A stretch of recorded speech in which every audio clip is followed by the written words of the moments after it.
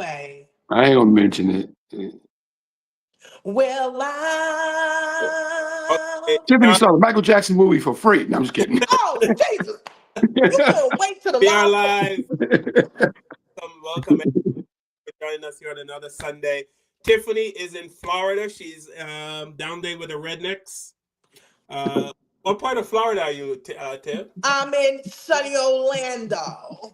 Tiffany in Orlando.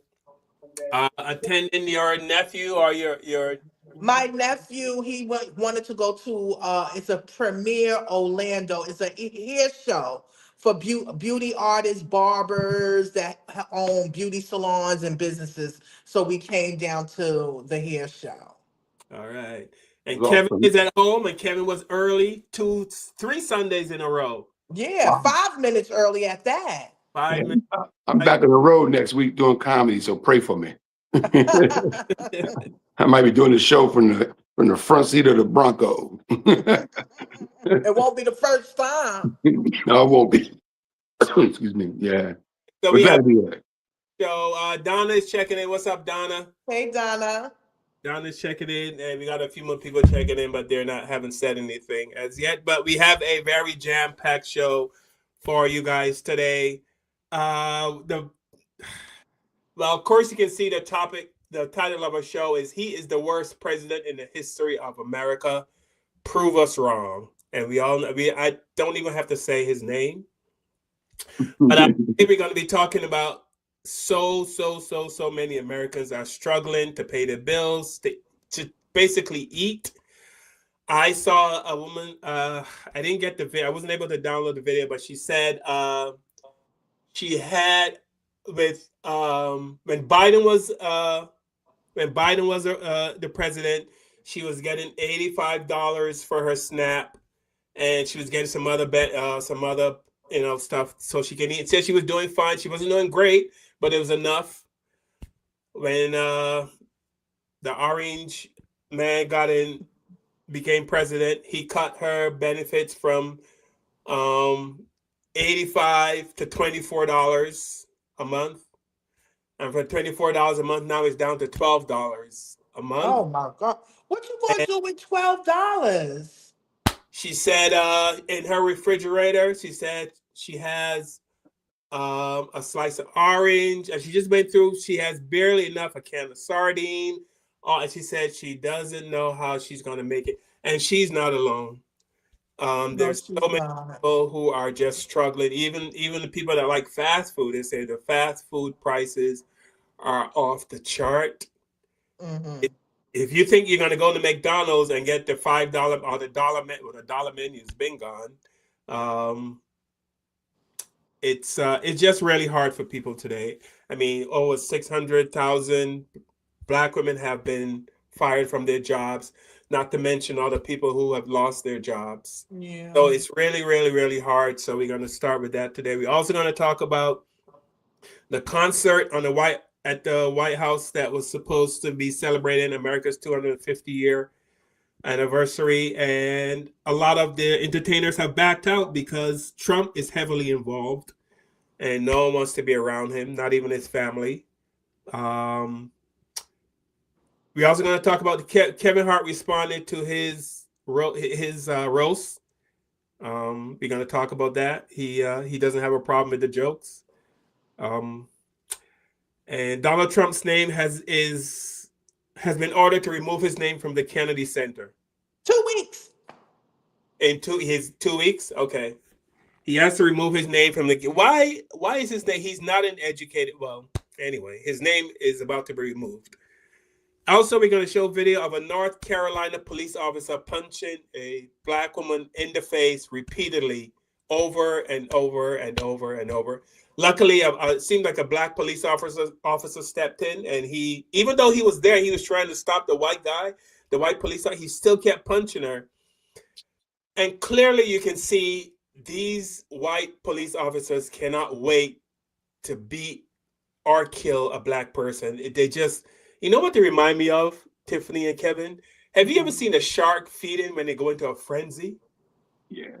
Like when a feeding frenzy, that's what it seems like. These white police, they can't wait to shoot or somehow kill or somehow harm a black person, their eyes just roll back in their heads and they just go crazy. Also, we're gonna there's a trial going on right now in South Carolina, I think. Anyway, a 14-year-old black kid was shot and killed by a Korean. I'm not sure if they're Korean, but I know they're definitely Asian. You'll see the pictures in the video. But the 14-year-old kid went into one of their stores, took some water, left the store. They thought he didn't put all the water back. I think he took like 5 bottles. They thought he only put 4 back and kept 1 bottle of water. They chased him down out the store and shot him in his back, and he died. So this happened in 2023, but the trial is now underway. So, the more things change, the more they stay the same. They don't like us. They don't like us. They don't like us. And I don't know what we're going to do, Kevin and Tiffany, but, it's been hundreds and hundreds of years, and, and they just don't like us. As comedian Godfrey said, they just don't like black people. And I think I was asking guys earlier, why can't we just stop going into their stores? But the system is set up in such a way where black people don't get loans the way Koreans get loans, or the way Indians get loans, or the way white people get loans. People from other countries. Yes, people from other countries get loans to open businesses. And I know people say it sounds like a cop-out. We're whining. Oh, stop whining. I'm sure there's someone in the comments going to say stop whining. Like we enjoy being, like black people enjoy living in poverty. It's not even poverty. It's just there are black people who are doing well and want to do better, but they can't do better. Like there are black people who want to open stores in their neighborhoods, but they can't get the loans. And if they do get a loan, Tiffany, they charge a nigger tax. If they do get a loan, but here's what: the Koreans and all the Indians, they have a lockdown on the import-export. So they don't, so all the Koreans, they don't help you, yeah. Right, they don't share so especially the beauty industry. You right. can't, it's really hard. They're not gonna help. So so I don't know what the answer is, but for me the answer is we need to open up. We need to have more black corporations so we can hire black people and treat them fairly. That's the main thing, and I've said it many times on this show. We need more black corporations. But anyway, we're gonna kick it off today with Tiffany. Before we do that, can you give me the honors of explaining? Good evening, all. We are protected by the Fair Use Act. Anything that we say is our opinions only. We do not own the rights to the content, to the music. It's only for entertainment and educational purposes only. Our views only, okay? Please make sure you like and subscribe, leave a comment, and let us know what you think. All right, Carl. All right, so Americans are struggling, living paycheck to paycheck. Whose fault is it, and what is the answer? An alarming report on the affordability crisis that's being seen as an indictment of Donald Trump's so-called golden age. I don't think about American financial situation. New research from the New York Fed shows that there's been a remarkable increase in Americans struggling to put food on the table, and many are now resorting to skipping meals altogether. The report finds a greater share of Americans have become food insecure compared to the early months of the pandemic. I don't think about anybody. I think about one thing. You cannot let Iran have a nuclear weapon. That's all.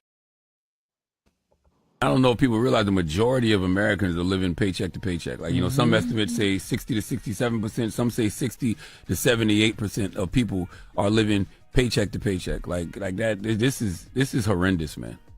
Yeah. So imagine going without that paycheck and just having dealt with that a couple of months ago, and here you are again, right? And he went on to say that this time it's even harder because he feels like the entire message isn't getting out because it's just DHS. Last time it was other agencies, and so people are less lenient with them. It would be great if people had more empathy, like if your landlord knew that you were a federal worker or a TSA agent, so, you know, they gave you some grace. It would be great if, like, bill collectors knew you was a TSA worker, a federal worker, and gave you some grace. But guess what? They're not.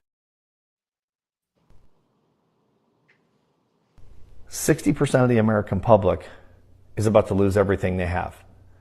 People living paycheck to paycheck are about to go broke. The GDP numbers came in yesterday, and of course the economy receded, which I predicted 2 months ago, and people laughed. Mark my words, the second quarter is going to be far worse.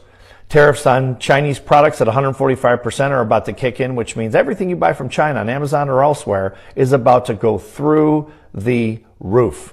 Grocery store shelves are starting to empty at Walmarts across the country, and of course grocery prices continue to soar. People who've been financing groceries on credit are starting to default on those payments. We are about to see an economic catastrophe. If you're in this 60% that has little or no money, please stop spending money. Protect your family. Trump does not care about you. Even if you voted for him, he's a billionaire. He won't suffer, but you and your family will. Please protect yourself.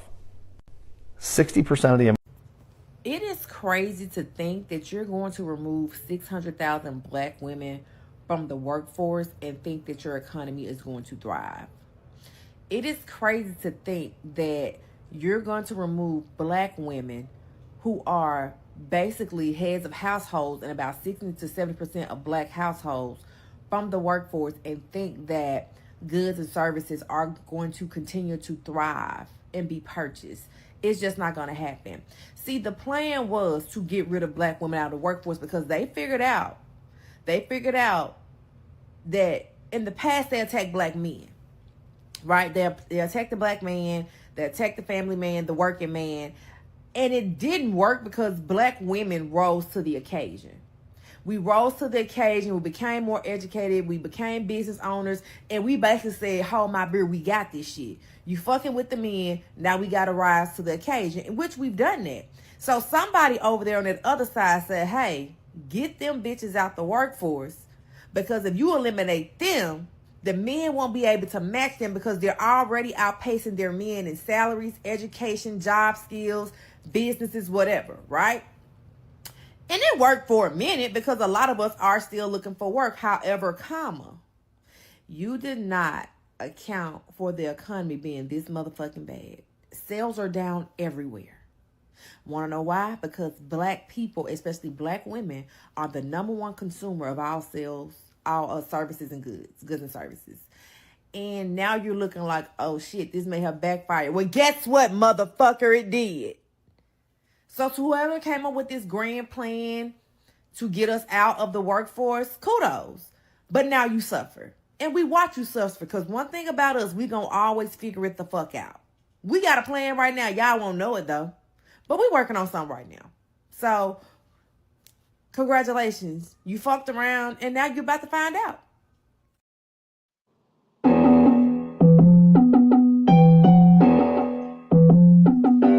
With the knowledge you gain, break away from the chains. We helping you grow, the Black Therapy Show. You in a safe space, dealing with the black trauma. We unpacking and inspecting all our baggage and drama. Cause we gotta unite, no more killing each other. It's time to see a new future for my sisters and brothers. You know it, Kevin, Carl, and Tiffany. You'll have an epiphany. We'll give you everything you need to handle the enemy. We giving you everything, we gon' challenge you mentally. The right conversation so you grow exponentially. We built your penitentiaries, we built all your schools. Gave us brainwash education, just making us fools. Hatred was what we got in exchange for love. No more manipulation from my God up above. No, it's Carl, Kevin, and Tiffany. Now welcome to the Black Therapy Show. Let's go. Yeah, welcome everyone. We are talking about the struggling of America. Well, the middle class, I guess, and the poor people are struggling. I think the billionaires and the millionaires are doing fine, even though they might consider themselves struggling. But Kevin, I swear, I try to eat mostly fruits and vegetables. I am telling you, one bag of fruits and vegetables was $118. Kev, $118. Here's what I get when I go to the supermarket. I get blueberries, I get bananas, I get pineapple, I get turmeric, I get ginger, I get some greens. Mhm. You know what I mean? All that stuff fits into one. It was $118, Kev. Yeah. First of all, props to you for having a good diet. uh, uh, and I feel you on that because my diet is similar to that. And you're right. You go in the grocery store. I was in the grocery store last week and I rung up and she's like 56.27, something like that. And I looked in the bag and I saw like 4 things. I'm like, you ring up something wrong? She goes, no. I'm like, it just freaks you out. Like 4 things, 5 things will run you $50, $60. Like you said, you get 7 or 8 things, it's easily $100. It's unbelievable. But it's a trickle down effect. It's like the reason everything's so expensive now is because gas is high. So these trucks that have to bring groceries to the grocery stores charging more money because they got to spend more fuel to get the goods to us, right? So they're charging now to bring that fruit to our supermarket. They charge more. So now the supermarket charge us more. So all this is a trickle down effect, man. From a lot of it's from this war, but things were bad before the war. Let's not get it twisted. The orange guy's policies as far as has been failing before the war, but the war made everything worse, on steroids, as they say, because things now, and they're saying gas is about to go up again in the next week or so, because there's no end to this war, and Iran is not playing around, and there's no end to this war, and Iran's not giving in, and they're making things more expensive. A barrel is going to go up, or oil is going to go up, so oil's more expensive. I mean, thank God it's summer because if it was wintertime, people had to run their heaters and stuff like that. It'd be really bad. So it's going to be a long summer. And if this doesn't end going into the winter, and I've been looking at a lot of articles online, I send a lot of stuff to our chat line. Food is going up. They're saying food's going to go up too. So that Everything is $104 card that you or $100 whatever dollars you just spent in a couple of weeks could be $150 for the same bag. Listen, everything is going up. I'm here in Orlando and I went to Publix and bought like like water, some fruit, a little thing of milk or whatever. And everything almost came up to almost $80. Cold cut, like stuff that would be probably $50 is now like $80 to $90. It's a lot of money. And again, our pay is not going up, but the economy is going up. So it's really, really hard for people that are pinching their money. You understand? They have children, single mothers, people on their own. It's a lot. It's a lot. And I don't think people understand, especially people that have money. They don't have empathy and sympathy for people that are are having issues. They got to go to food banks, they got to go to pantries just to get extra food because it is a lot expensive now than ever. Yeah, even fast food. Oh, yes. You know, yeah. Here's this guy talking about fast food. Fast food places have completely lost their mind. Many of them are now more expensive than sit-down restaurants. Don't believe me? Look at the prices if you go through McDonald's, if you go through Chipotle, Burger King, Wendy's. Now, look at the prices for the people that have fixed this. Look at Chili's prices. At Chili's right now, you can go to Chili's and get a big burger or a big chicken sandwich with fries and a drink for $9.99. That's their lunch special for people that want to come in and grab lunch from Chili's. Red Lobster changed when Debola came in and completely switched everything for them. Now they have happy hours. They have $5 margaritas. They have seafood boils. All of these sit-down places that were in trouble because their business wasn't going good. They were looking at bankruptcy. They were like, oh crap, there's a huge market for all these places now where fast food has gone for where it started at COVID to 3 times as much now. The other day, I paid $52.64 for 2 bowls and 2 drinks at Chipotle. Receipt is on my story. Look at the prices at these places. It's absolutely nuts. And I know I'll get comments on this video. People be like, oh, you shouldn't be eating fast food. Now, all of these prices, Kevin, you can correct me if I'm wrong, or Tiffany, but this Trump's economy? Do you think if Kamala Harris were president that we would be dealing with these kind of prices, Kev? No, Um, I don't, again, you know how I feel about this. I don't care who is in there. The economy is changing because of the administration. That's my opinion. Also, um, it's a lie. I'm just thinking about it, like just thinking about like everything. Like you have people in the comments saying electricity is going up, the rent is going up, everything is going up. I think it's the economy. I don't care who is in office or who would have been in office or whatever. It's just the economy is going up. And because we're going through these wars, like Kev said, we're going through these wars and everything, the oil and all of that, it's making us suffer. The little people suffering. um, I think it does make a difference who the president is. Because, I mean, people go, prices were high during Biden's administration, but and Biden became president off the back of a pandemic, a worldwide pandemic that he inherited a pandemic. You know, we were just recovering from the pandemic. So, yes, everything was screwed up. When he left office last January, I mean, when Trump came in, um, the economy was getting better. Food prices were going down, gas was down, stock market was doing good, everything was looking up. Trump came in, Trump inherited a decent, not great, but decent economy. And he totally ruined it, 100% ruined it with his policies, his tariffs, his attack of the mostly Latino community, that, you know, these guys that work out in the fields of these farms, because he scared half of those guys away or took them away. The price of our produce that Carl loves have gone up now because nobody's farming. These guys that, you know, were out there picking the strawberries and the grapes and all the stuff that we love to eat at our grocery market when we eat healthy, those guys are got deported. You know, a lot of those guys were illegal guys who were here working for peanuts, doing shit jobs that us spoiled ass Americans don't want to do.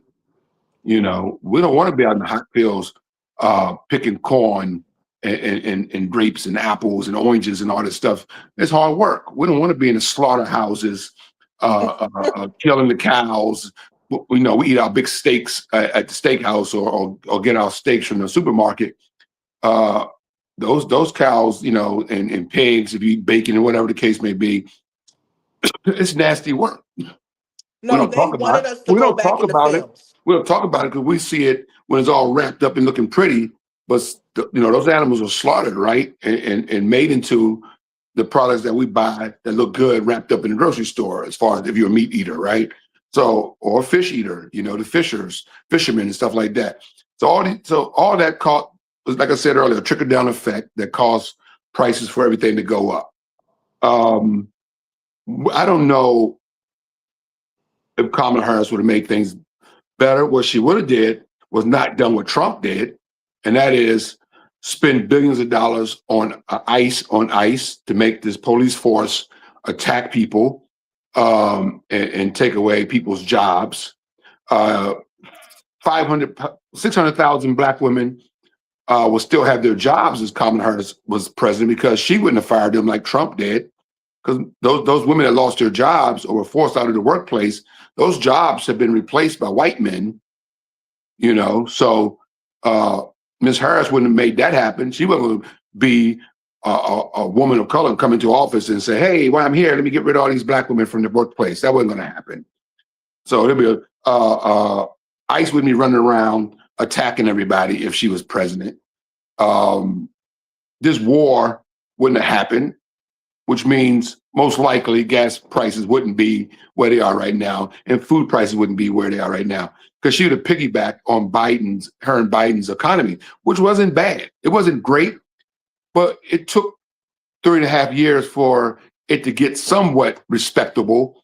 And then when the Orange Man came in office, he did everything to screw up everybody, spending billions of dollars on a ballroom, billions of dollars on this, billions of dollars on that, and has done nothing. All the farmers, matter of fact, many of them who voted for Trump are suffering You talking under about his the white administration. farmers, right? The white farmers, That's many not of our them voted business. for Trump, and they're suffering big time. A lot of their That's farms their are business. shutting down, They closing down, struggling. They don't have the workers. They're not getting the funds. There's a lot of buyer remorse, but it's too late now for the buyer's remorse because you voted for the guy. Racism is expensive, you know. Yes, it is. so, so they voted for this guy because they didn't like her laugh or whatever the case may be, or they didn't like her skin color or whatever the case may be. But all this stuff that happened over the last, I think he's been in office almost 500 plus days. I Googled it the other day, it was 457. So he's been in office almost 500 days and he's done nothing, absolutely donut to help this economy, help the American people, put America first, as he says. Nothing. He's ruined the economy. He's made us less safer in the nation. I'm not trying to get off topic. I'm just saying he got us in a war that's costing us billions of dollars a week to we're getting nothing out of it. We're getting nothing out of this war. Like the groceries are high, they're going up. Gas is high, it's going up. And people have lost their jobs. People in rich states that voted for him, I'm talking about poor white people or middle class white people in rich states that voted heavily for Trump in Georgia and West Virginia and all these, Tennessee and all these people are struggling. They're struggling, but they voted for the guy. Well, listen, they would rather them struggle than to help us. Okay, they would sacrifice. Listen, we rather struggle than let them help some black people. Because first of all, if you poor, it's black people out there that's poor like you. You're saying we all are going through something. And again, he's not doing anything about it. His administration is not doing anything about it. Actually, they're crumbling one by one, because a lot of people is not feeling him. People are getting fired. People are just leaving because they don't want to have nothing to do. People get these sicknesses. I think Pam Bondi, they just found out she got cancer and stuff like that. So a lot of people, it's just, they're moving away from him. And I Glad you just, brought that up, Tiffany, the cancer with Mr. Bondi, and I don't wish no harm on her at all. I'm not gonna sit here and wish harm on somebody because I don't agree with their politics. But the reason I'm glad you mentioned that, Tiffany, because Trump also, and you can Google this if you're watching the show. These are not my words; these are facts. Trump cut funds for cancer research. Now somebody in his administration who's not an old person, young lady in a sense, right? Now has some sort of cancer, and Trump has cut cancer research fund. He's cut a lot of programs. He's cut school programs. He's cut food stamp programs. He's cut so many programs that will help people have better lives in help this country. everybody, not just black, not just white. Not It's yeah, helping everybody, everybody. everybody. Because I mean, the myth is that most black people are on welfare. We already know that's a No, lie. That's a it's lie more that's been white people spread on by the right welfare. wing media for decades. Mhm. There are more white people on public assistance than black people. The biggest beneficiary of DEI are white women, by the way. But they make us the face of DEI when white women have benefited from it more than anybody. These are facts. This is real. So Well, they trying to shut down them white women too. They want their white women to be in the house having children and doing that. They don't want them in the workplace. Cause I done heard Erica Kurt say, we need to stay home and have children. And you like, what happened to the working woman? But you're right. yeah. So I think I think if Kamala Harris would be president, we wouldn't be in the shape we're in right now. I think she would have a hard time because a lot of Republicans, unless we had the House and the Senate, a lot of Republicans would do everything in their power to make her fail. When Obama first became president, all the Republicans got in a room on Capitol Hill and said, we're going to make this guy one-term president. Mm-hmm. And they did everything in their power to block everything that he wanted to do. Mm-hmm. He still got a lot done, but they railroad him every which way they could. Mm-hmm. People get on Obama about not doing this and not doing this. That guy faced a lot. He had so much resistance, so many people throwing darts at his back, the Republicans, devious, powerful men who was out to destroy him for no other reason than his skin color. They didn't even care about his policy. They just didn't like the fact that he was president, and they tried to destroy him and block everything that he did. They tried to block Obamacare. They called it Obamacare, first of all, to scare off the white people, because there was a lot of white people that were. It was Affordable Care Act is what it was called. And the Affordable Care Act was something that Mitt Romney had drew up, and they were okay with it. When Obama adopted it, they called it Obamacare. The only reason they called it Obamacare was to scare white people from wanting to have it. So white people were like, I got free health. I can get good health insurance. No, I don't want that because it's Obamacare. So people, they're so arrogant and racist. They would rather get sick and not have health insurance because it has a black man's name on it. It's crazy. Oh, yeah, that's called Obamacare because it really was the Affordable Care Act is what it really was called. That's the name of it, but they call it Obama. The Republicans nicknamed it Obamacare, just so people in Kentucky, for example, I read that people in Kentucky, because Trump came in office, says, don't use Obamacare. I'm going to get a health care passed 10 times better than that. This is his first term, by the way. So all those people got rid of their Obamacare and waited on Trump to come up with this insurance, this genius insurance plan. By the way, it never happened. It never happened. It never happened. It never happened. Never happened. Listen, I was just talking to some friends last night, and one is white. And we were talking about the insurance, and how the insurance is ridiculous even here in the red states for white people. It's a lot. Like if you have a service done for $5,000, if your bill is $5,000, you have to pay $3,000 for it. Your insurance is not paying fully for it. My sister got my nephew teeth took it out. They charged her $500. So you have a lot of these red states that are not taking care of their people. I don't care if you black, white, or Asian. The insurance is ridiculous.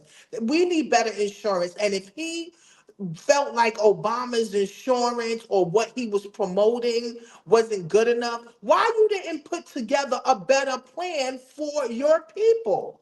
But he's not thinking like that. He's not working like that. His administration is not thinking like that on that level. It's not that we black people need insurance. Black people need insurance. White people need but Americans need insurance. Better insurance. I'm just reading the comments in the chat, and so on. We have not said anything negative about any race since we started this show, which is like what? Half an hour maybe, but people are saying how racist we are. We have not even talked about race. No, we're talking about policy. We're talking about policy that affects everybody. Look, Trump's policies affects everybody. I don't care what color you are. You can be freaking pink and yellow. When you go to the gas pump tomorrow to pump some gas in your car, it's going to be $5 a gallon in most states in America. And if you're on the West Coast, it's going to be more. I'm on the East Coast where gas is $5 a gallon. That's for regular gas. Mm-hmm. I got to put the high test in my shit because I got another car. I can't use regular in my car. So I got to put the expensive shit in my car, which is like $6 a gallon. Yeah. Paul just said he went to the grocery store and dropped $100-something on some fruits and veggies. And I've done the same thing. It don't matter. This ain't about race. It's about fucked up policy. Yeah, This we're not country talking is even screwed up. about You race. go. I went to Chipotle and spent $30 It's and for real lunch. talk. For lunch. For lunch, I went to Subway and spent like $30 at Subway on a sub and a soda and some chili. The hell, like shit. It was just a few years ago when Jared had $5 subs, didn't he? Yeah. Now, so this ain't about nobody talking about no damn race. We talking about okay, what No, color we're you talking are? about the economy for all We're talking people. about the Right economy for now, all it's a people. lot. It don't matter if you're in West Virginia. We're talking about people that voted for Trump who voted against their own interests because they didn't care. Uh, Trump had no policy. He never told anybody about no policy. He lied, said he's gonna do this and do that and do this. He haven't done a damn thing. Y'all Still still haven't. waiting for them checks he said he was going to send y'all. He said he made money off the tariffs. He was going to send out money. He ain't sent out money to not one American. He sent it to Argentina. He sent it to Israel. He sent it to all these different places but America. So that's what we're talking about. We think that the American people need to be taken care of first. That's it. I don't care if you black, white, what's called. Yes, black people go through more than what other people go through. I'm sorry, that's my opinion because I'm black and I don't felt it. You understand? But again, it's the whole economy. When I go into the supermarket, they gotta buy the same groceries we have to buy. It's expensive. Yeah, no. People want to make it about race, Carl and Tiffany, because there are probably people that voted for this nonsense that's happening right now. And people, instead of saying, all right, we effed up, nobody want to admit they effed up. This guy is horrible. He's a horrible president, even worse human being than president. And nobody wants to say, all right, we effed up. I made a mistake. They just want to just continue to try to say that we're bad people because we're complaining about his policies. Like we're complaining about his policies. They're horrible. The economy is Yeah. shit. This country is shit right now. Everything's going bad. Global warming's bad. It's freaking June tomorrow, and I was inches yesterday away from starting up my fireplace Oh God. because it's cold here in New York. You know, like start a fire. It's ridiculous. When has May 28th have I ever even thought about putting a fire log on my fireplace? I mean, we got a lot going on in this world, the country. We got wars. We shouldn't even be in this war. The war is illegal, by the way. You're supposed to go through Congress to start a war. He just did it on his own. People could not feed their kids. And this guy is hosting a UFC fight on the White House lawn that's costing $60 million to put the cage up in the security for this fight, the big fight. Now, I'm a big UFC fan. I love UFC. I watch all the mixed martial arts stuff. I know all the people that are involved in it, stuff like that, the different kickboxers and jiu-jitsu fighters. I'm a big fan of the sport. But the White House, the White House is not a place for a UFC fight. I didn't believe you just said he's having a USC fight. He's having a UFC fight on the White House lawn for his birthday celebration. And it's a big fight. The two guys headlining the card are big stars in the sport. But there's That no make me time.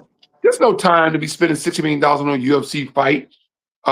Anybody call you see the pictures of the White House at the back of the White House? They've been circulating online, right? They got a aerial view of the White House where he's put up this cage for the big fight, UFC fight, and then on the other side you can see the demolition for the ballroom. Oh yeah. Have you seen that? I didn't see the cage, but I did see that because I think they put a halt to it also. They put a halt to it being built, and they put a halt to the $1.5 billion he's trying to give the insurrectionists. So it's too much. I think that money should go other places. We didn't even talk about mental health. You know how many people have anxieties or they're scared, they don't know what's going on, how they're going to feed their family. That can mess with somebody's mental health. So again, this administration right now got us very tight in the pockets. I don't care what color you are. We are tight in the pockets. If you That got being money, you're not worrying about it. With that But being said, Tiffany, there's a lot of Americans with money.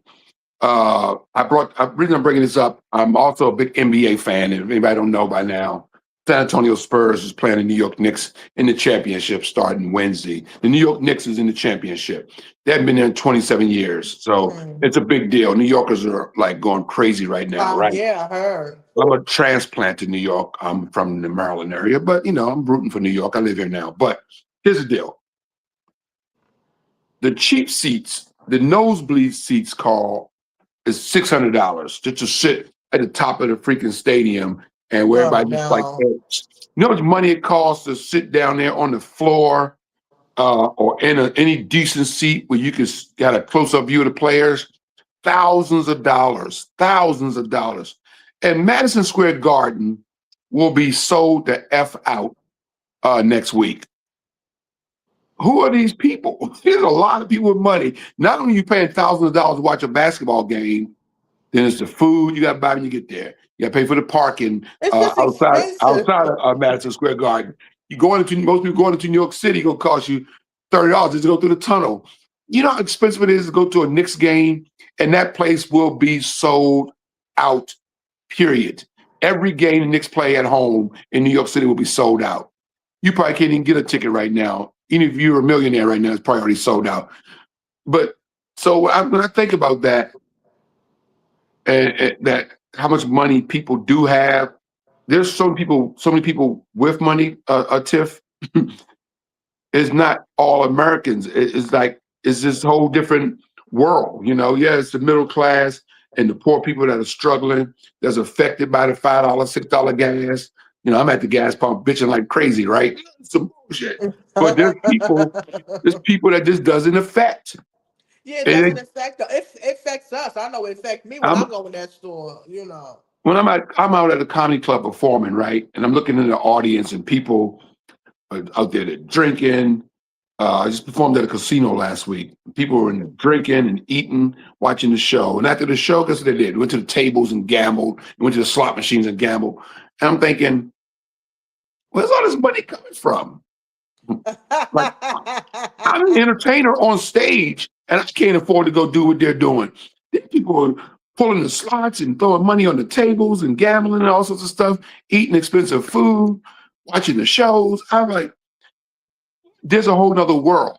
Like, yeah, You're not there is a lying. large portion of Americans that are struggling, but there's a large portion of Americans who aren't struggling, Tiff. And that's the problem, because now the people who aren't struggling don't see the people that are struggling. And that, there's people who aren't really concerned about the gas prices, Well, you're not lying. What I heard somebody say they went to the shooting range, right?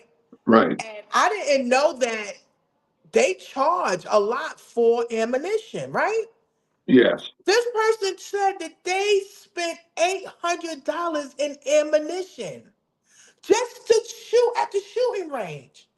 I don't got $800. I was like, can you give me $5 worth for ammunition, please? Because that's all I'm shooting is $5. Pow, pow, pow, pow, pow, pow. And I'm going home. I'm not spending $800 on what's good. Like you said, nobody is really stressing that. But that's a lot for me. $800 for ammunition. I can pay a bill with that. I can buy groceries. My nieces and nephews need things. My mother need things.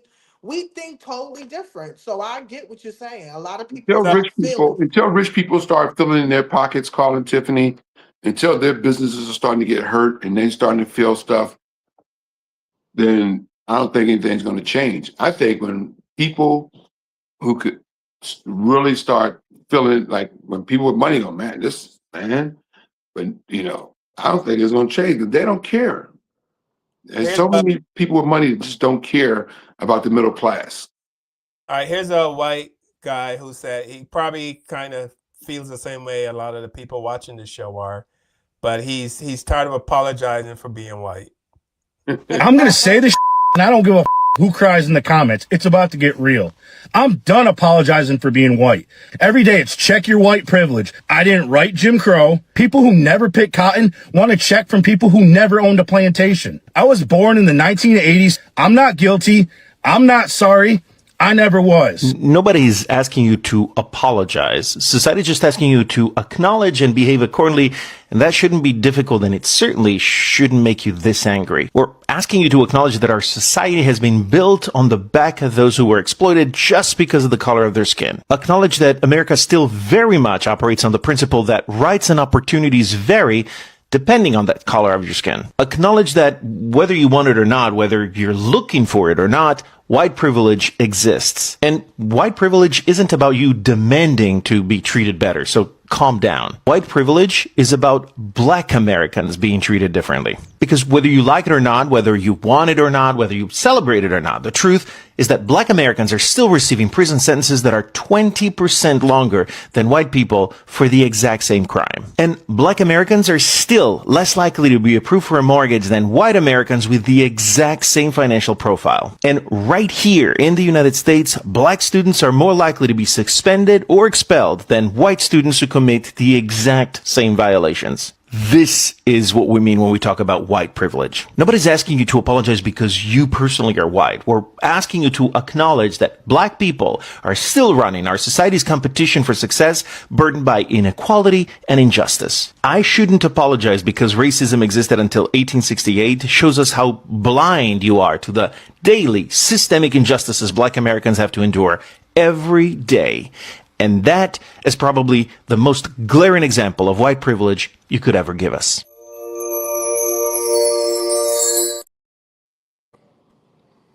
Now that's a clear example of, sometimes I think we are, and I know we are beating our head against a rock when we try to explain, people, I don't know how people watch the show and say stuff like, stop, and you guys have a victim mentality, when all we're doing is talking about things that have happened, things that are happening, things that are about to happen.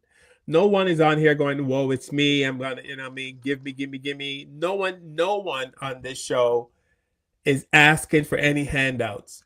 All we are doing is talking about things that are happening, and that have happened, are part of history. But I think what a lot of white people do is they don't want to hear how horrible their ancestors were. So the first thing to do is to deny. Just keep denying, and hopefully it'll go away. I'm going to show this other video. I can. Who's that, Tiff? That's my sister. That's Nicole. Nicole, what's up, Nicole? Hey, Nicole, how you doing? Over here, Nikki. Hi. How are you? How you doing today? We on vacation. I wanted to say hi. Yeah, hi. Hi. Yeah. Great show, like always. I always say that. Great Right. show, like always. Thank you so much. Thank you. See y'all later. Yeah. See you later, Miss Nicole. Yeah. All right. Yeah. So, that white dude is just. I like who what's the name of the lady from MSNBC that when she did the rant saying that white people have won, you have everything you want. You have everything. You have every single thing. What more do you want? What more do you why is that guy so angry? Why are they so angry? No, they're angry. You heard what Paul Mooney said, because we survived. They didn't think that we was going to get that far. We're not controllable like we used to be. They still got a control, but it's not like they're hands-on controllable anymore. And it's so bad because we are all human beings. We all bleed the same blood. You understand what I'm saying? So I don't understand why still today in 2026 that we are still going through what we were going through, or it feels like they're trying to take it back, to a time that was not good for us. But regardless to what, we are resilient, and we still make it work. We still make it work regardless to anything. Yeah. So here's a sister. She's where'd she go? Did I delete that? Holy shit. Hey, Carl. Yeah. Before I forget, I wanted to mention that also the fuel prices are affecting the airlines. Also, they're saying that it's going to get so bad that airlines are going to start not being able to fly or shut down for a while because the fuel prices on the airlines are getting up, and they spend a lot of money for these airline, the Philippines Airlines, these planes to fly from one state to another state. And so that's starting to affect too. They can only charge people so much for a flight, so they're going to have to cut back on. It's going to start affecting the airports, is what they're saying. I saw an article on that. So Yeah, because of the gas. because of the gas for the planes, the fuel for the planes, is the prices. They're saying the barrels. Iran's gonna make the barrels go up to like 150 a barrel, something like that. I heard. So now, that's going to affect the airlines. A lot of airlines, people are not be able to travel. Summer's coming up, and that's a big time of year for people to fly on vacation, like Tiff and her sister right now, right? But you're lucky because it's going to get bad over the summer, and people are starting to drive, but then the gas prices are so expensive, and the rental cars are taking advantage of people who ain't flying, so the rental cars are going to go up and be expensive. So all this trickle down effect, from this bad decision and bad policy of the orange guy. And I don't know what the end game is, but it ain't got nothing to do with race, bad decisions, and the only thing race has to do with it is he's being allowed to get away with it because of who he is. Obama could never do this and get away with it. Oh no, Obama couldn't have been able to get away with a So lot of these things. You know that, and we all know Obama's mixed, but he still wouldn't have got away with any of the things that Trump is doing now because Trump has white skin protection and Obama don't even have it. I don't know if it's white skin protection. I think it's more than that, Tiff, because Biden's white, and half these people hate the hell out of Biden. They hate Clinton. They hate Hillary. No, but they rather them. They even hate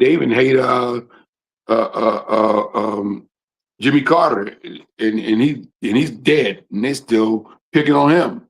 So it ain't about white. It's about philosophy or ideology. People, the way Trump has his people.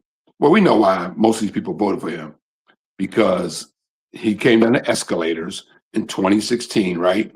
And he said, Mexicans are rapists and murderers, and I'm going to get rid of them. And there's a large portion of Americans out here that agree with him. And they're like, okay, we got a guy that's going to do our dirty work for us. And they voted him in. Well, I just pray that we get some type of peace in the economy, especially for the people that really need it. I hope that we do better with our political field because you see that now they're changing up the maps for voting. It's so much that's going on, and I just pray that us as people, black people of color, that can be able to really be able to still keep firm and do what you got to do and just stay strong. This administration will be over in a few years. What, two more? How many years we got of him? I don't think we're going to survive that many years, Tiffany. I think he has 2 more years left. But if you think this country or anybody can survive 2 more years of Donald Trump, man, we don't have 2 more years. It's impossible. No. Impossible for this country to survive 2 more years of Donald Trump. Are you kidding me?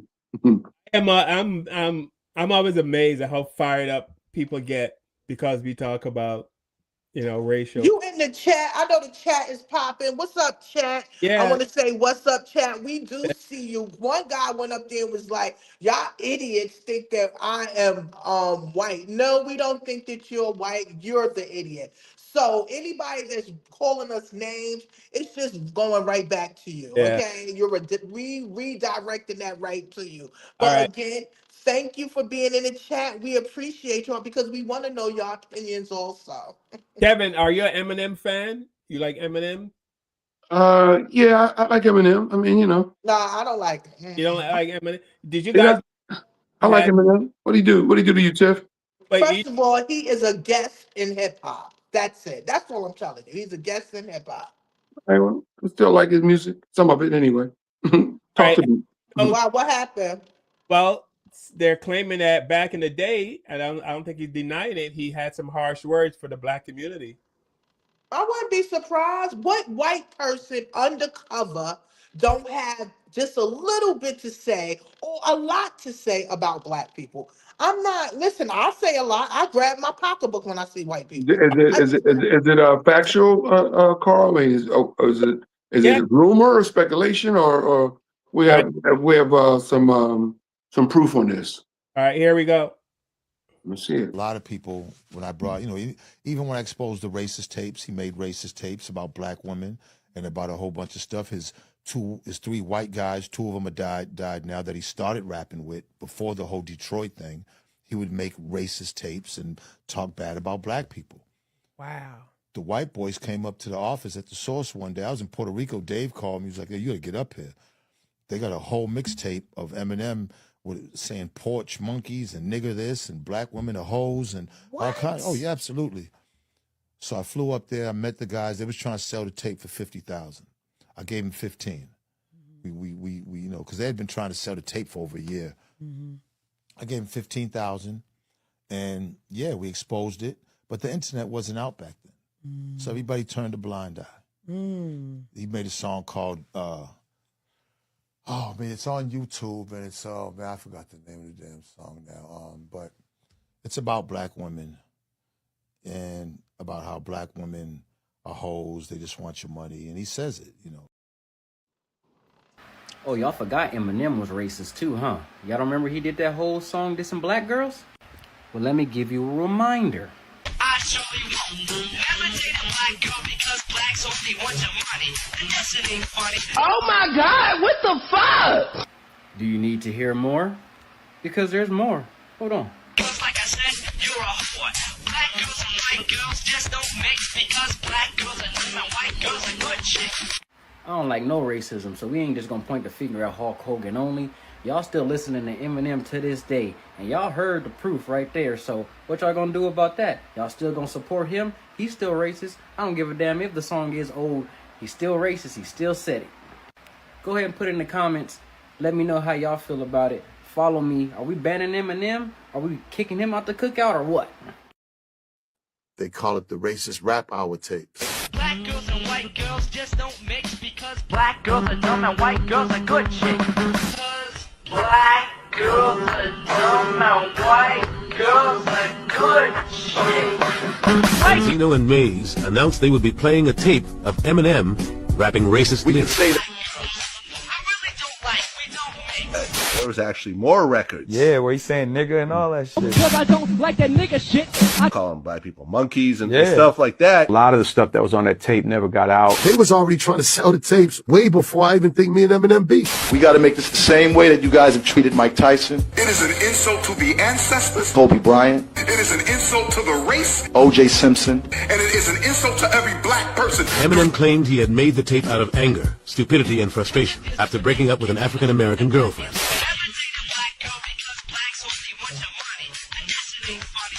Motherfucker, what? That's your consequences? Saying I'm sorry? I don't care if he's redeemed himself now. I had a black girlfriend who cheated on me, and I was mad. And if that's who he is, then he has to be held accountable for that. Them tapes was going to come out one way or the other, regardless if Benzino was in the picture or not.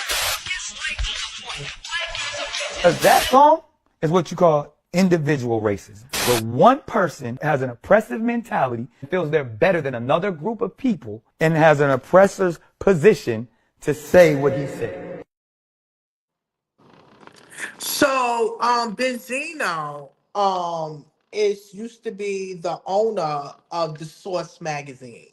The Source magazine was one of the top hip hop magazines of his era, and we want to definitely salute the Source. 5 mics, okay? Anyway, I understand what he is saying, and I know he has to know because he had to deal with a lot of the artists, the rappers, and things like that. I'm not surprised at Eminem's behavior. He's a white rapper. I don't know why everybody is surprised, but I'm going to tell you this. The only smart thing that came out of Eminem was, bringing Eminem in was money. You understand? It was 50 Cent. It was Dr. Dre that really connected with him and bought him out.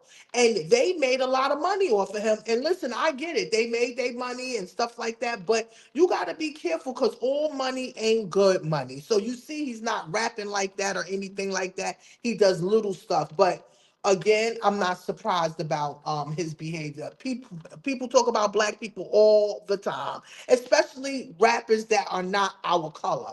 They always saying the N word or this or something, and you like, wow, you're a guest to our rap. You a guest to our cookout. You understand? You lucky you even got in the cookout. So I don't even know why that guy say, is he invited to the cookout? No, he's not coming. He ain't coming to my cookout. I don't give a hell how good he raps. Kev, the Eminem get a pass? Not really. I got to do some homework. Yeah. To find out if it's legit, if he actually said it, and if he apologized, or where to see. I have to do some homework on it. I can't judge strictly on that. I'm not as up to date on this as Tiffany is, as she just said. She knows who that guy is. I don't know if it's real. I don't know if it's AI. I don't know if he really did it. I'll find out. I'll do my homework. If it's legit, then I have to address it. Appropriate. But until I do my homework and find out if it's 100% accurate, and if it is 100% accurate, then I'll be in my feelings about it. You know what I'm saying? I think definitely ain't cool.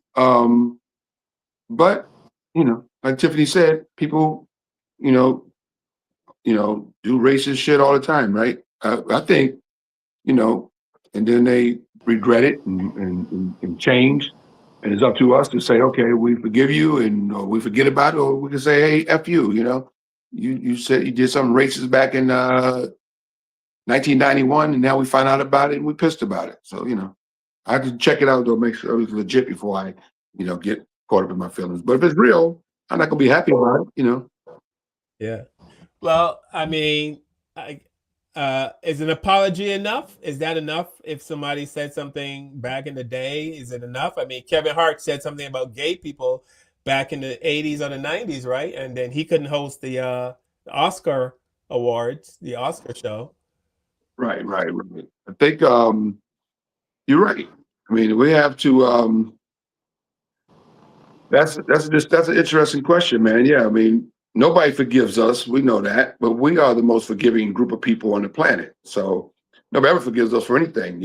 People are still pissed at OJ, right, for something that happened 32 years ago, 34 years ago that he was acquitted of, and people still hate him more than they hate Hitler.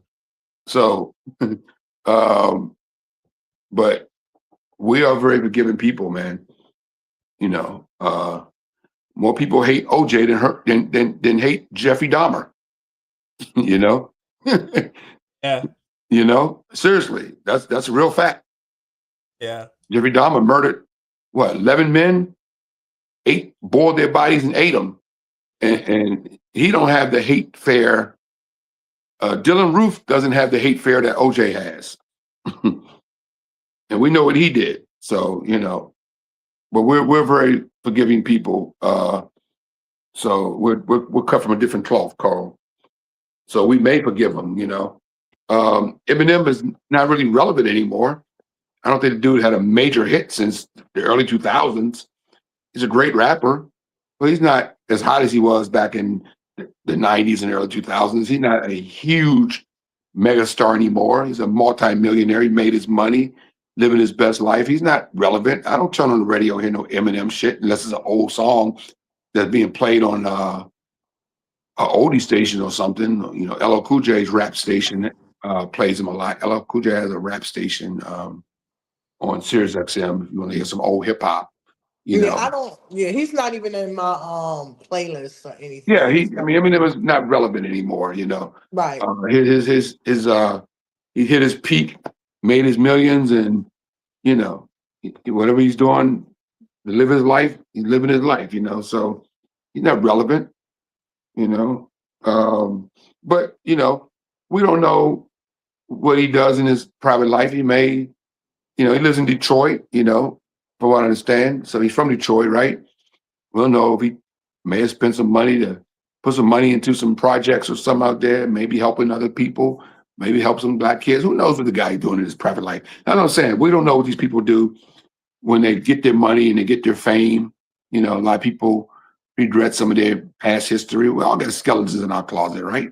Yeah. You know, so Yeah, I'm very particular. It's so because you hear, see people they're mentioning, different rappers that were killers and stuff. I don't listen. That's my thing. I pick and choose what I want to listen to. Matter of fact, let me give a shout out to Jay-Z. He just did the Roots picnic and tore that shit up. But I'm still a 90s girl. I'm gonna be honest with you. I like rap when it first started, when it was the beginning of it. It was like a era, like everybody was going crazy over it. But today, rap to me is too much. It's a lot about killing, drugs, and money. Nobody's building anything. I don't want to have anything to do with that. So, we just pray again that our people will open their eyes. But you already know they're not going to sell positive rap anyway. so Jay-Z, speaking of Jay-Z, who's arguably the king, right, of hip hop. Brooklyn. Now that my man Biggie and Tupac are resting in peace, Rest in peace.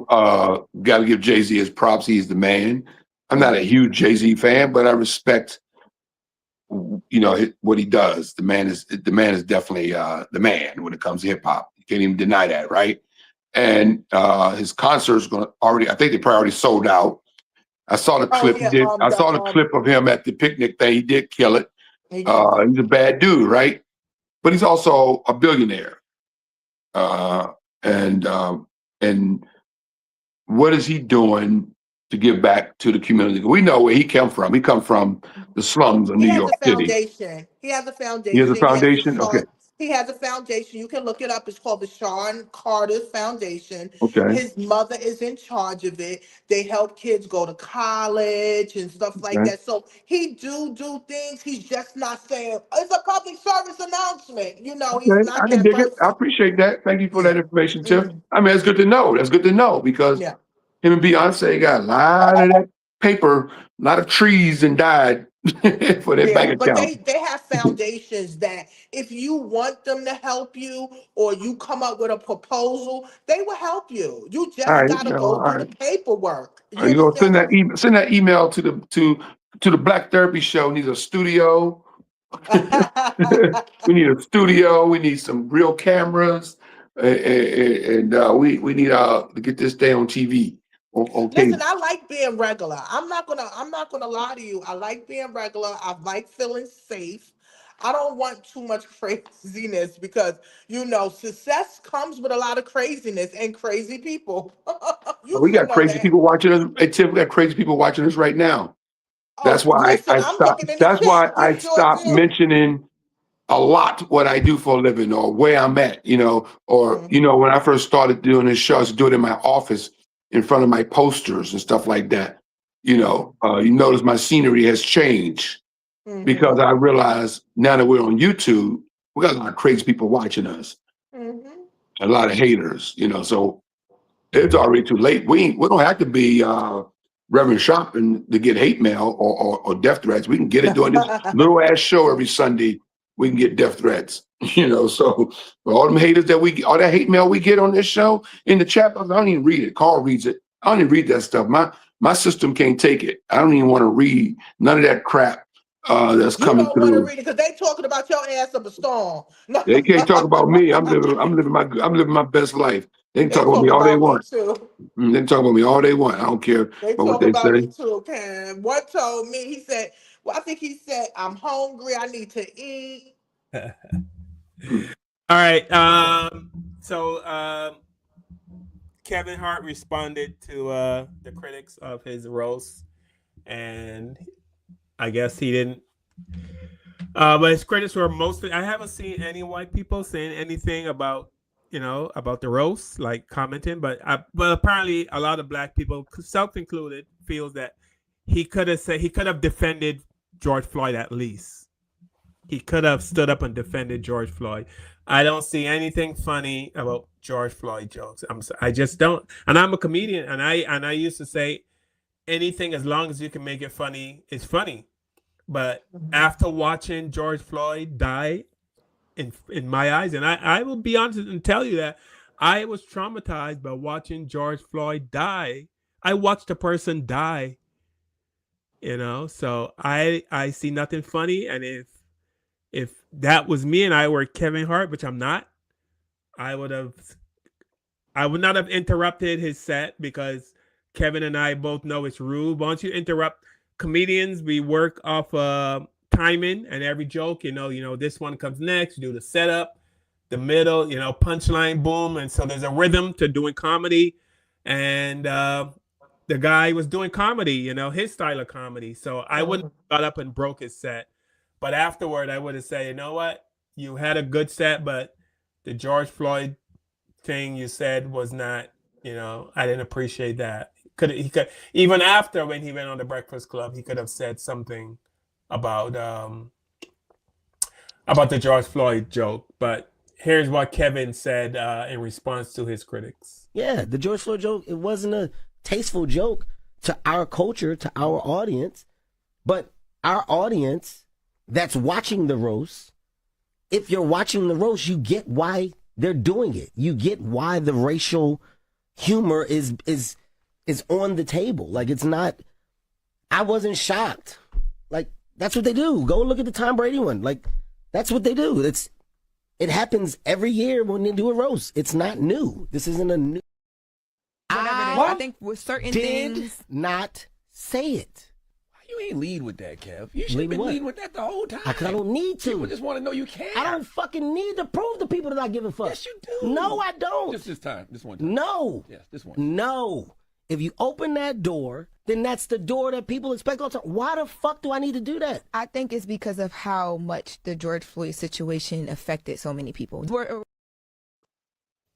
See, that's the thing about selling out, y'all. That sounds like a man who has been told so many times who his masters are that he don't even flinch no more when they disrespect us.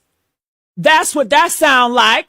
That sounds like a man who made his money, so much money, off of our backs that he forgot whose backs he was standing on. And the worst part, the absolute worst part, is when they brought up George Floyd's brother, Terrence Floyd, who said he was a fan of you, Kevin Hart, who said he wanted you to come harder with your own jokes instead of letting a white man drag his brother's memory. And you know what Kevin said, y'all? Do you know what Kevin Hart said? You want to know what this man said? I'm never watching that interview like, I'm never doing that. I'm never going back and looking at it. I'm never watching that interview like, I'm never doing that. I'm never going back and looking at that. You can even watch the interview. You can even watch the interview. You couldn't even hear what that family was saying about you, Kevin. Because if you did, you might have to feel something, right? You might have to remember that you were human once, right? You might have to remember that before Netflix, before the private jets, before the plant. Okay? When they was accusing you a whole bunch of stuff that got dismissed, you are a black man from Philadelphia who's supposed to understand what it meant to have the world laugh at you. But see, that's the thing about selling out, y'all. It don't happen all at once. It happens slow. It happens one compromise at a time, one yes, sir, at a time, one dress at a time, one is just comedian at a time, until one day you wake up and you don't even realize the man in the mirror, and the mirror don't even recognize you either. Kevin, for him, again, I'm not surprised. Kevin is bought and paid for. So he is not gonna, it's not really bothering him. He made his money. But what bothers me is that he keep bringing up Brady. What's his name? Brady. He Tom, is white. You're black. We're talking about that. Let me tell you something. I don't even like Charlie Kirk. And I don't even like people talking about Charlie Kirk assassination because that shit was creepy. We saw it. Like, we saw it. That was horrible what happened. Just like we saw what happened to George Floyd. I mean, we saw what happened. It affected us. I think that if it was a roast, it should have been a roast to roast Kevin. That's it. Roast Kevin. Why are you roasting other people? Why are you roasting dead people? I don't even think they should have said anything about his father, his mother. If it was disrespectful, I don't think they should have said any of that.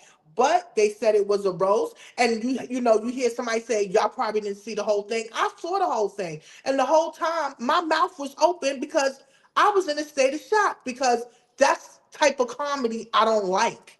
I don't get off a comedy that is very racist or disrespectful to people like me. I'm just not into it. So again, I'm not surprised at Kevin Hart's his response to it. It just lets you know who he really is. And if y'all still continue to support him, that's on y'all. I would never support Kevin. And the only reason why I did watch it was because of Cat Williams. That was it.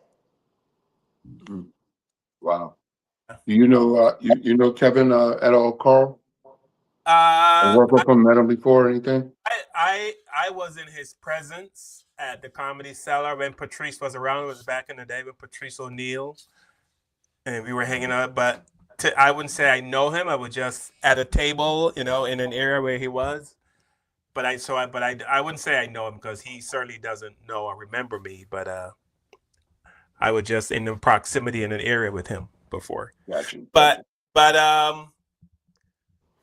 I think black people have a different experience in America. And I know some people might say, well, some people in the comments are saying, well, Tom Brady's roast was brutal. Other roasts were brutal. But two things for me. One, the roast was about Kevin Hart. Keep the jokes to Kevin Hart. Why? It felt to me like those white comics felt like they had an opportunity to say all the horrible things they were thinking about black people and black Oh people. yeah, that's what it felt like. Yes. Yeah, and they just took that opportunity to it's the roast of Kevin Hart. Roast Kevin Hart. Hmm. I And mean, it was why, 12 white writers. right? Why are you roasting the women and the George Floyd? What does that have to do with Kevin Hart? Nothing. So it seemed like you just used this opportunity to to get a lot, like how it seemed like a lot of white people want to use the N-word, but they can't. Well, they could, but they know there's going to be some repercussions. So, but these white guys, here's our opportunity now to say all these horrible things about black people that we have bottled up and try to make it funny, you know. And they just use they just used it to and Attack black yeah, people. yeah, That's what it felt like to me. We should do a white roast. you know. Roast white Well, America. of course they At a say we do it. cookout. It should be a backyard cookout scene and we just roast white people. How would they feel? Well, I mean, a lot of white people say Kevin. I'm sure Kevin has done it. I've done it. I make fun of white people, but not in a cruel way. You know, we might make fun of the way white people talk, the way they walk, the way they dance, the way they do stuff. The you know what I mean? About white people like to climb mountains and they like to go ice climbing. And who climbs Stuff ice? we don't do. Fun of, right? What do you? Some of us don't do. Take pictures of grizzly bears, selfies with grizzly bears. Right. Kissing lions and Right. We don't get personal and hurt. We don't try to say anything to hurt. We have fun with the difference between the cultures. But again, I think the black experience in America has been so horrible that you don't get to say certain things about black people. And I know as a comedian that I might be contradicting myself but I just feel we have a different experience. But Kevin, what do you say? I think Kevin Hart. I gotta walk a fine thread here because Oh, why? Because you know him? no, I don't know Kevin Hart personally, but Kevin Hart's LOL network on YouTube did post my Def Comedy Jam tape on their YouTube channel, Kevin Hart's YouTube channel. Posted my Okay. Def Comedy Jam, which has 1 million hits, by the way. I was actually trending at one point thanks to Kevin Hart. So yeah, but to keep it real on the show, I thought he should have apologized. So I'm putting it in the universe. All right, I thought he should apologize. I think the George Floyd murder, public lynching, whatever way you want to say it, I think there's nothing funny about it. I thought the comic that did it should have been recommended and made to apologize. I think Kevin Hart should have took a stand and say, "Oh man, I'm good with everything, but the George Floyd thing, nah." Because like George Floyd's brother said, I was your fan. I'm a fan of your, and Kevin Hart don't realize that there are a lot of people in George Floyd's world that pay to see his movies, that watch him, that admire him, and so you didn't stand up for those people. You didn't stand up for your fans. George Floyd's brother's your fan. If George Floyd was still alive, he'd probably be one of your fans. His daughter, when she gets older, will be probably one of your fans. I mean, George Floyd's mother's still alive, maybe. She's probably, I'm saying, you didn't think about these people that's still alive. His daughter, who's, I think she's like, what, 14 now? Something like that. Maybe 12, something like that. I think she's about 12 now. Yeah.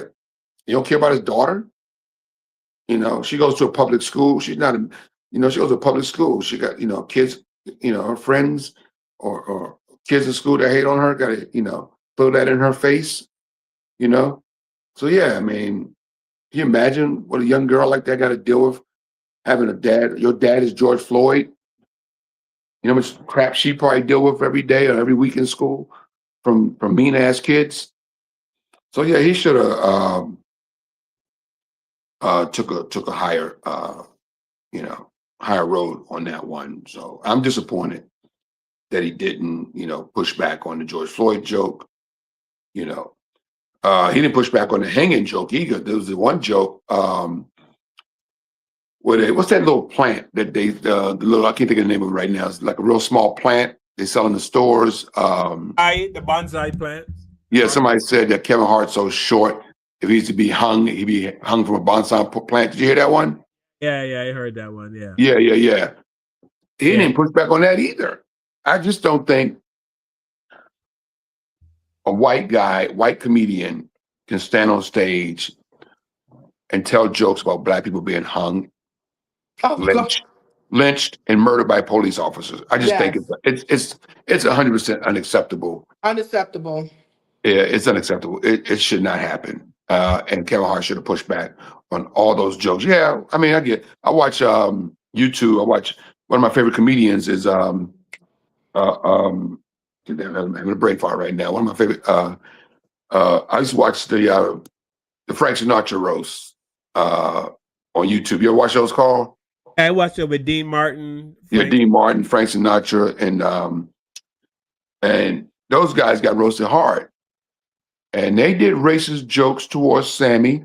Sammy got the blunt of some racist jokes, some jokes that was a little tasteless, and he laughed them off and stuff like that, Don Rickles, that's what I meant to say. Right. But, with that being said, all those guys were best friends, and they made jokes about each other too. He made jokes about them too. They heard they're Italian or whatever. He made jokes about them too. So it was back and forth. But yeah, it's uncalled for. So yeah, in a roast, what I'm saying about going back to this Frank Sinatra thing, some roasts have racial humor in it, but lynching and police brutality is off the table. off the table. Yeah, I think that those is not funny. It's so many different. Again, we all know roast are no joke. It's very raunchy, but I think certain ones need to be removed. And Kev had all rights to be able to, because if, like he said, this was his show, this was his roast. He could have took certain things out. He saw these jokes before they came, and I wouldn't be surprised if he was in the room when they was making the jokes. So again, he will never get my vote. He will never get my watch. I've been over Cav. I only watched it because of Cat Williams. And again, it was distasteful for me. That was it. That's my opinion. To everybody else, they liked it. It was good. What else? But I didn't feel comfortable with it. Yeah, well, he made a lot of money, so he don't give a rat's you know what right now. Right. Nothing's going to affect him. The cat is a very rich man, and you know, he needs to Yeah, that's man up and say, hey man, He's not going to do that because again, we know that he's bought and paid for. He has certain contracts with certain people. He's not going to do that, and that's going to make them mad. But my thing is, nobody jokes about the Holocaust. They will never do that. They do not joke about the little hat. They will not do none of those things because they will lose their job. But they can come for us as Black people, and I don't think that that is nice at all. Anybody being unjust or being taken advantage of or abused or killed, they should not be a talking point for people if it's not going to uplift or make sure this doesn't happen again. well, yeah, I mean, we're agree. yeah, I agree. I think but it's not going to happen. So he didn't apologize, and life goes on. So Right, we got to move on. Let's move on to the next thing because I know I got to get ready to get off soon. I got to finish packing. All right, so you guys want to see the black lady that got beat up by this cop in North Carolina? Oh, not I didn't even really. see It it. hurts. You know what, Carl? These videos they hurt, man. Yes, I they cannot do. stomach watching a cop beat up. Was she a sister? Yes, she was, but If you want to show it, man, I can't watch it, man. I can't. I get so Viewer tired of watching us. discretion. I get so tired. You just finished saying how traumatized you was about George Floyd. We watched George Floyd die over and over again on the news and over again on YouTube and over again on Instagram. We watched George Floyd die, 200 times in my head because I've seen him 200 times Okay, we dying. saw You know like what a I'm saying? Timex I get commercial. traumatized watching a helpless woman, and we've shown videos on the show over the last 5 years of police brutality. I don't know. You can play it, man. I get traumatized. I'll turn around or turn off. I get traumatized watching us get beat up by cops, man. It's just traumatizing to me to see a woman, especially a woman, being abused by a cop. Well, let me. My point for showing videos like this, it's a show because people come on the show every day and they say every Sunday, right? Racism doesn't exist anymore. We need to get over it. Stuff like this doesn't happen. So I want to show people it still. This is 2026 and it is still happening. So I cringe when I watch it, but I don't want to show it. But I just want to show people that we talked about people getting lynched. Black men are being lynched. And we do know, well, we don't see the actual body hanging from a tree, but it's 2026 and Black people are still and when you see these cops beating up these people, you literally see that they're just beating them up just because they get just like the comedians had an opportunity to tell some racist jokes and use the N-word, you can tell these cops they seize this opportunity to just beat the hell out of a Black person. She could have been a woman or a man. But I just want people to know it is happening. So all the people in the comments saying this doesn't happen anymore, we need to stop talking about race. To me, this shows people, no, we don't need to stop talking about race because we're still being brutalized. And if they don't want us to talk about it, it keeps happening. Every week is something different. And there's so many different stories that we can't even cover.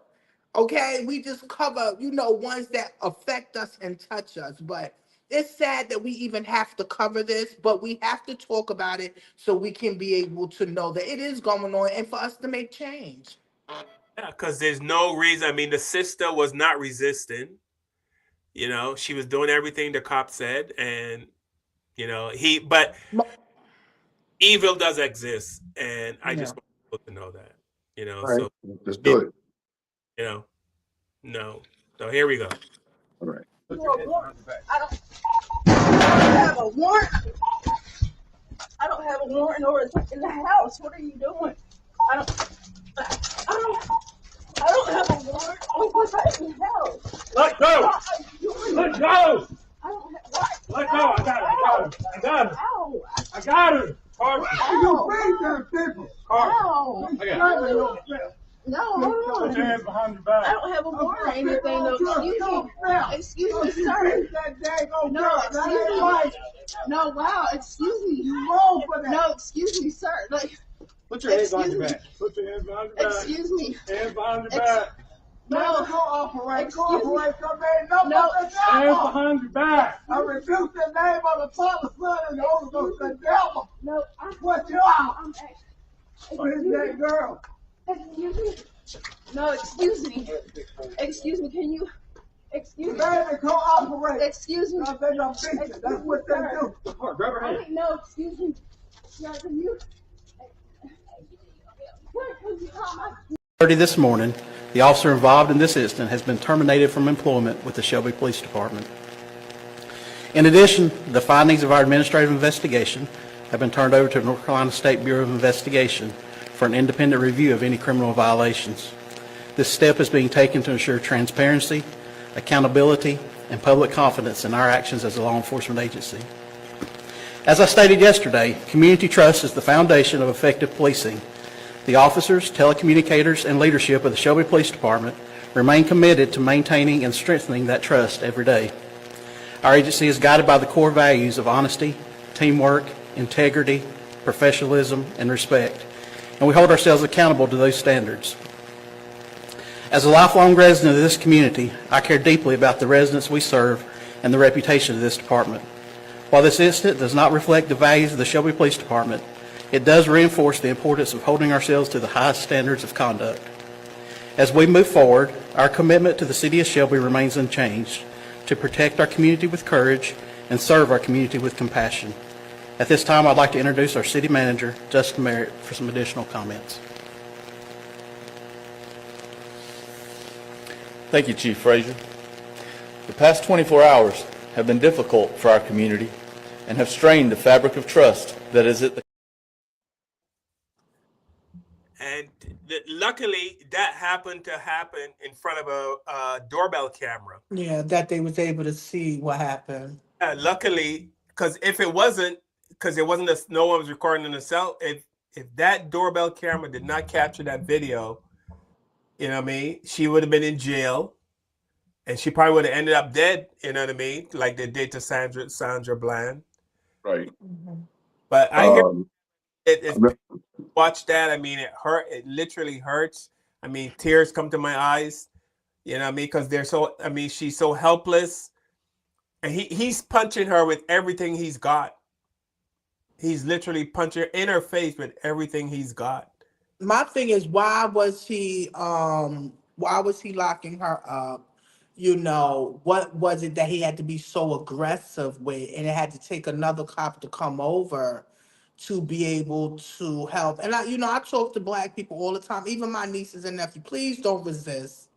Don't resist. Just put your hands behind your back, because they will hurt you. They do not care. You're not white. Now, a white person, they'll let her get away with it. You understand what I'm saying? They won't hit them, bust them upside the head. They don't do nothing to them.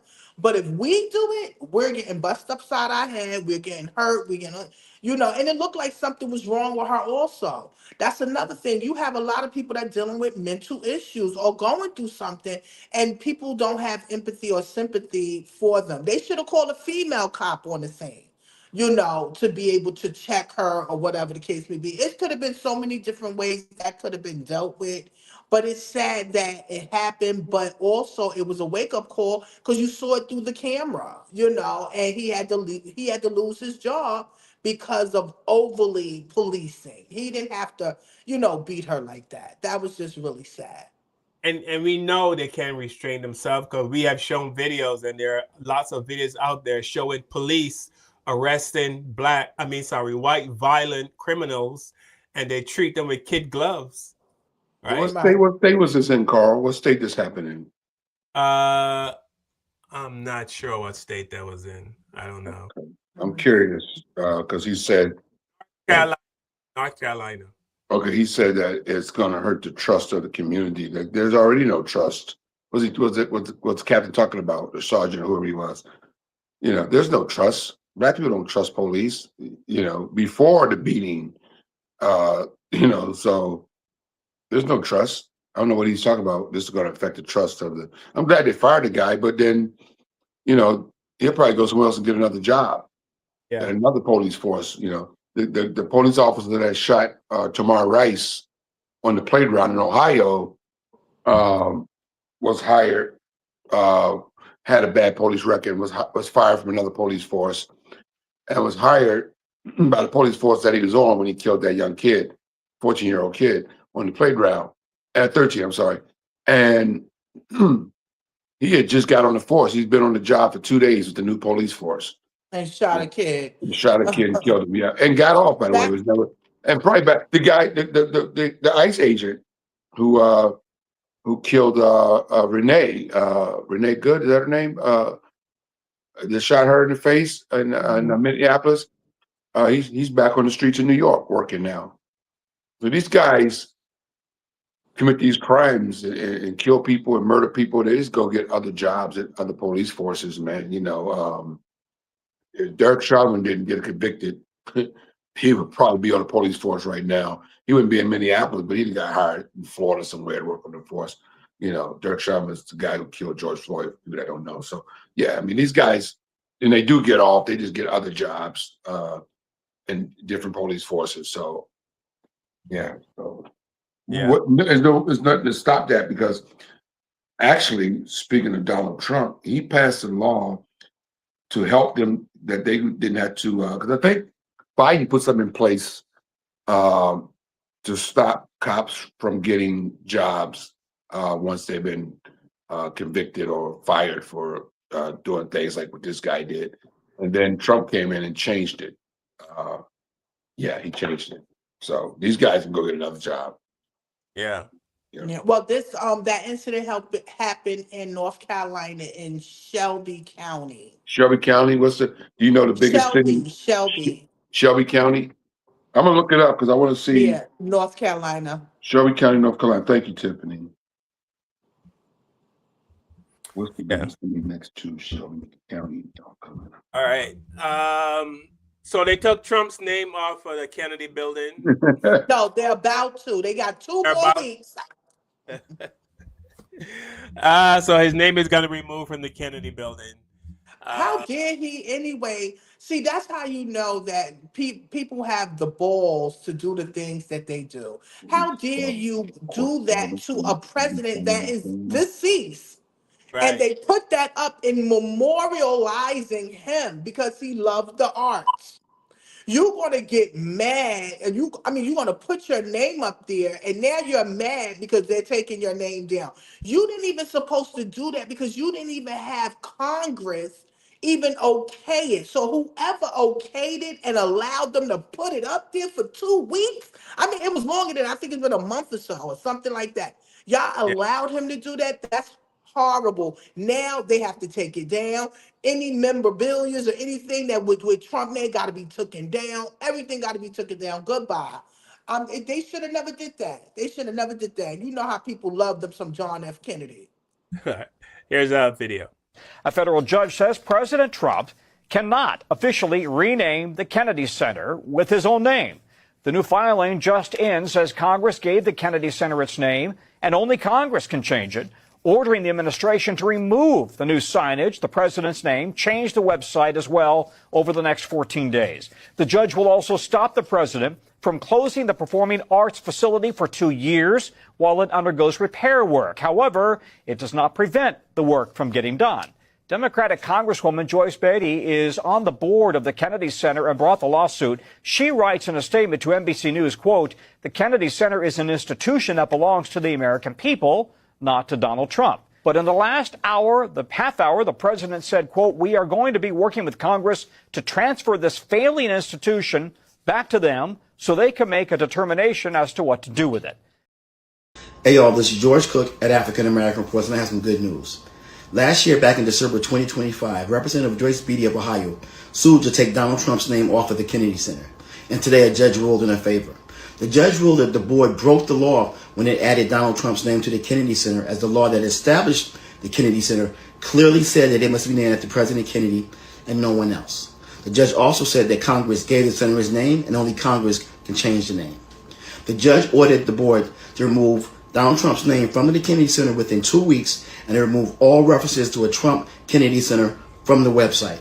So congratulations to Representative Joyce Beatty for fighting back and getting the proper name restored to the Kennedy Center. All right, y'all. Goodbye and God bless.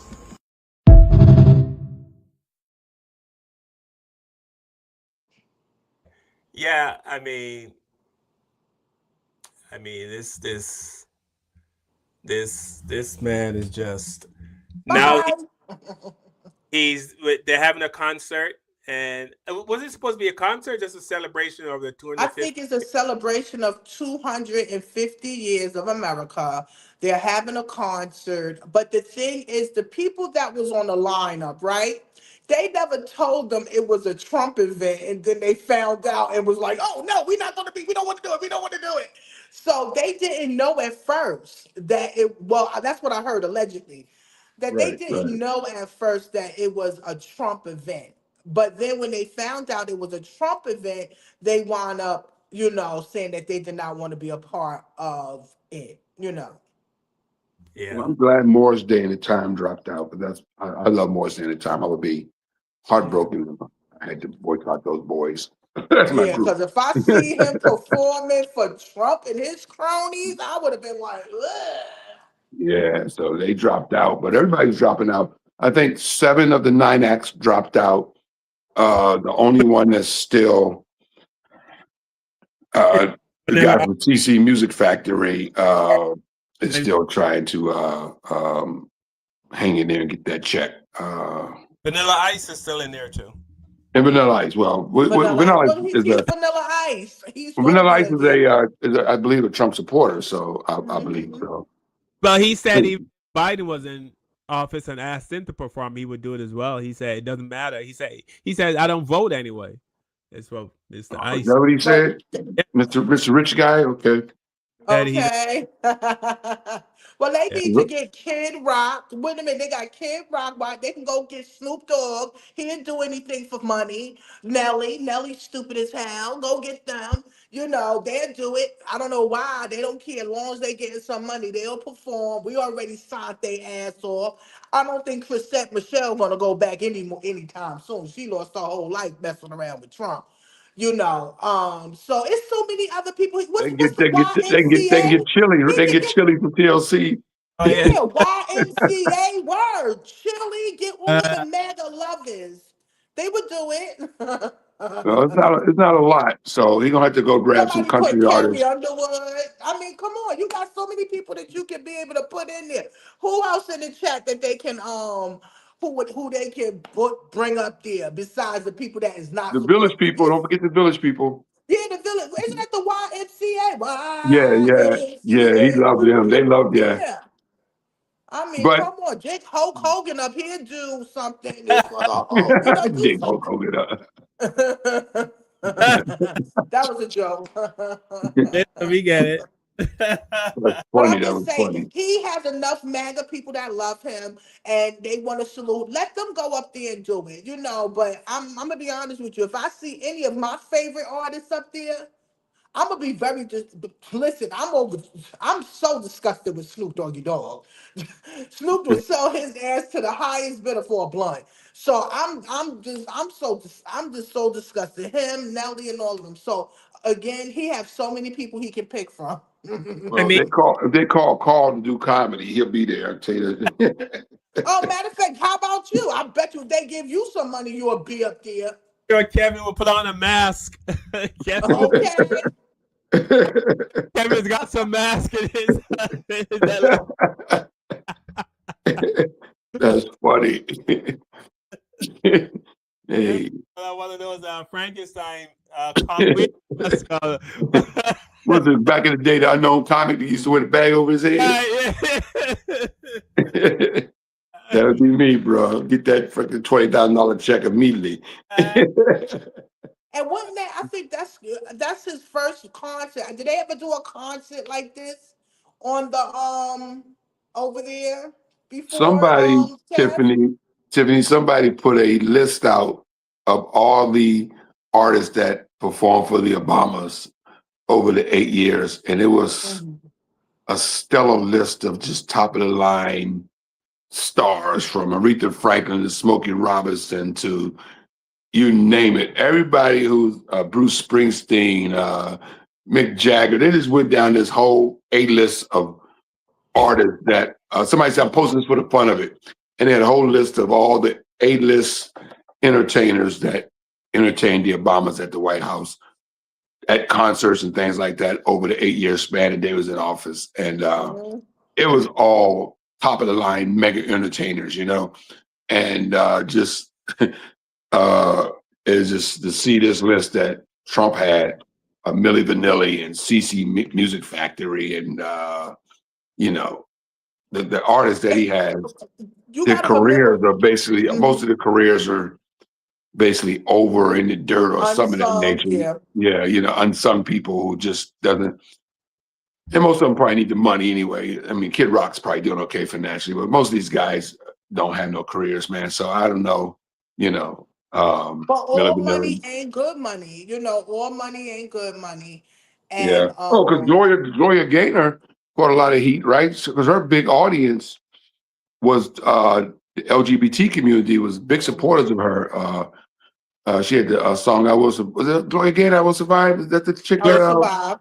Yeah, she went out. They came out and found out she's a MAGA, you know, and people are like, "What? You're a MAGA? Your whole audience is LGBT people that come out to see your shows, and all Trump's policies is against the gay community, and you still supporting this guy." So she lost a huge following of her audience.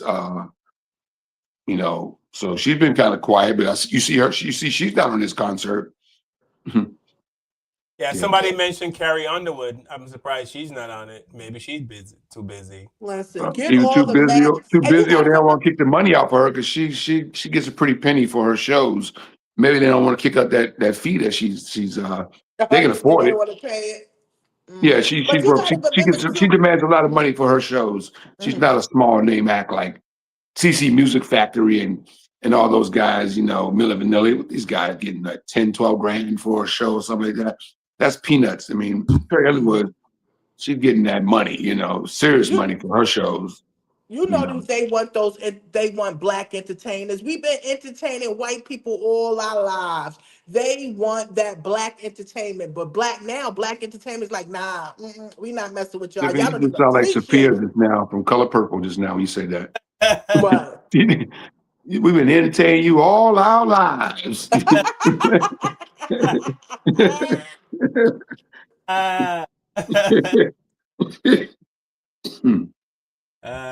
hilarious. Yeah.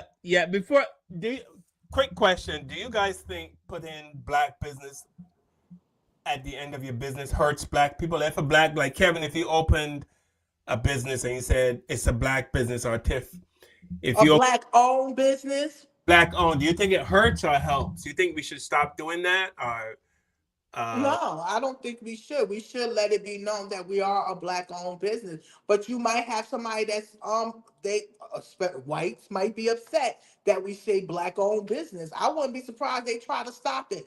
But it shouldn't be wrong with that. You know, we are. Why we can't stamp ourselves as being a black owned business? What's wrong with it? all right? Here's some people chiming in on should we say black owned. It's like saying, like, when you go shop at a black-owned business, right? And you say, oh, You they're have gonna to have stop great... saying black-owned business, okay? It's a business. Once you say black-owned business, guess what you're doing? You cut know, your I would margins like down. to finish my point. You will, but you got to understand where I'm going to use the words that matter to me. I know, but the words that you're saying are hurtful. There is a point. Go ahead, if you would reserve yourself, you would hear it. Go ahead, sister. Talk your talk. So it's like when you shop at a black-owned business, a lot of times people will say, oh, I had a negative experience at this black-owned business, and so I'm not going to shop there or patronize there anymore. But you have negative experiences at Walmart, you have negative experiences at Nordstrom, at Saks, at Bergdorf, but you continue to go there. You have you know who has the worst customers? Apple. Apple hates y'all, and y'all, we continue to buy everything from Apple, and Apple literally gives you their butt to kiss. Anytime you have an issue with your device, they're like, oh, too bad, buy another one, right? Speak for yourself. We Grinch all Apple products. I'm just saying in general, right? Let your Apple care lapse to see how kind they are to you, right? But you will go and patronize a business from your own community. And the minute that the service is not higher than high, top notch, it's like, I'm never coming back. But the reality is that it's a business and they have a learning curve. And the same way that you can expect and respect the learning curves at other businesses, why not respect that within your community? Why is it that you're holding your community to an obscenely high and different standard than you hold any other business that you do business with? That makes no sense to me. Because I don't expect to be treated bad by my own people. Yeah, but some of our people they don't have proper management either. Because I support black-owned businesses. I support black-owned, everything. Some have great customer service. Some have suck customer service. I just don't service with you no more, And that's with black or white or any type of business I go in. If you treat me good, I'll come back.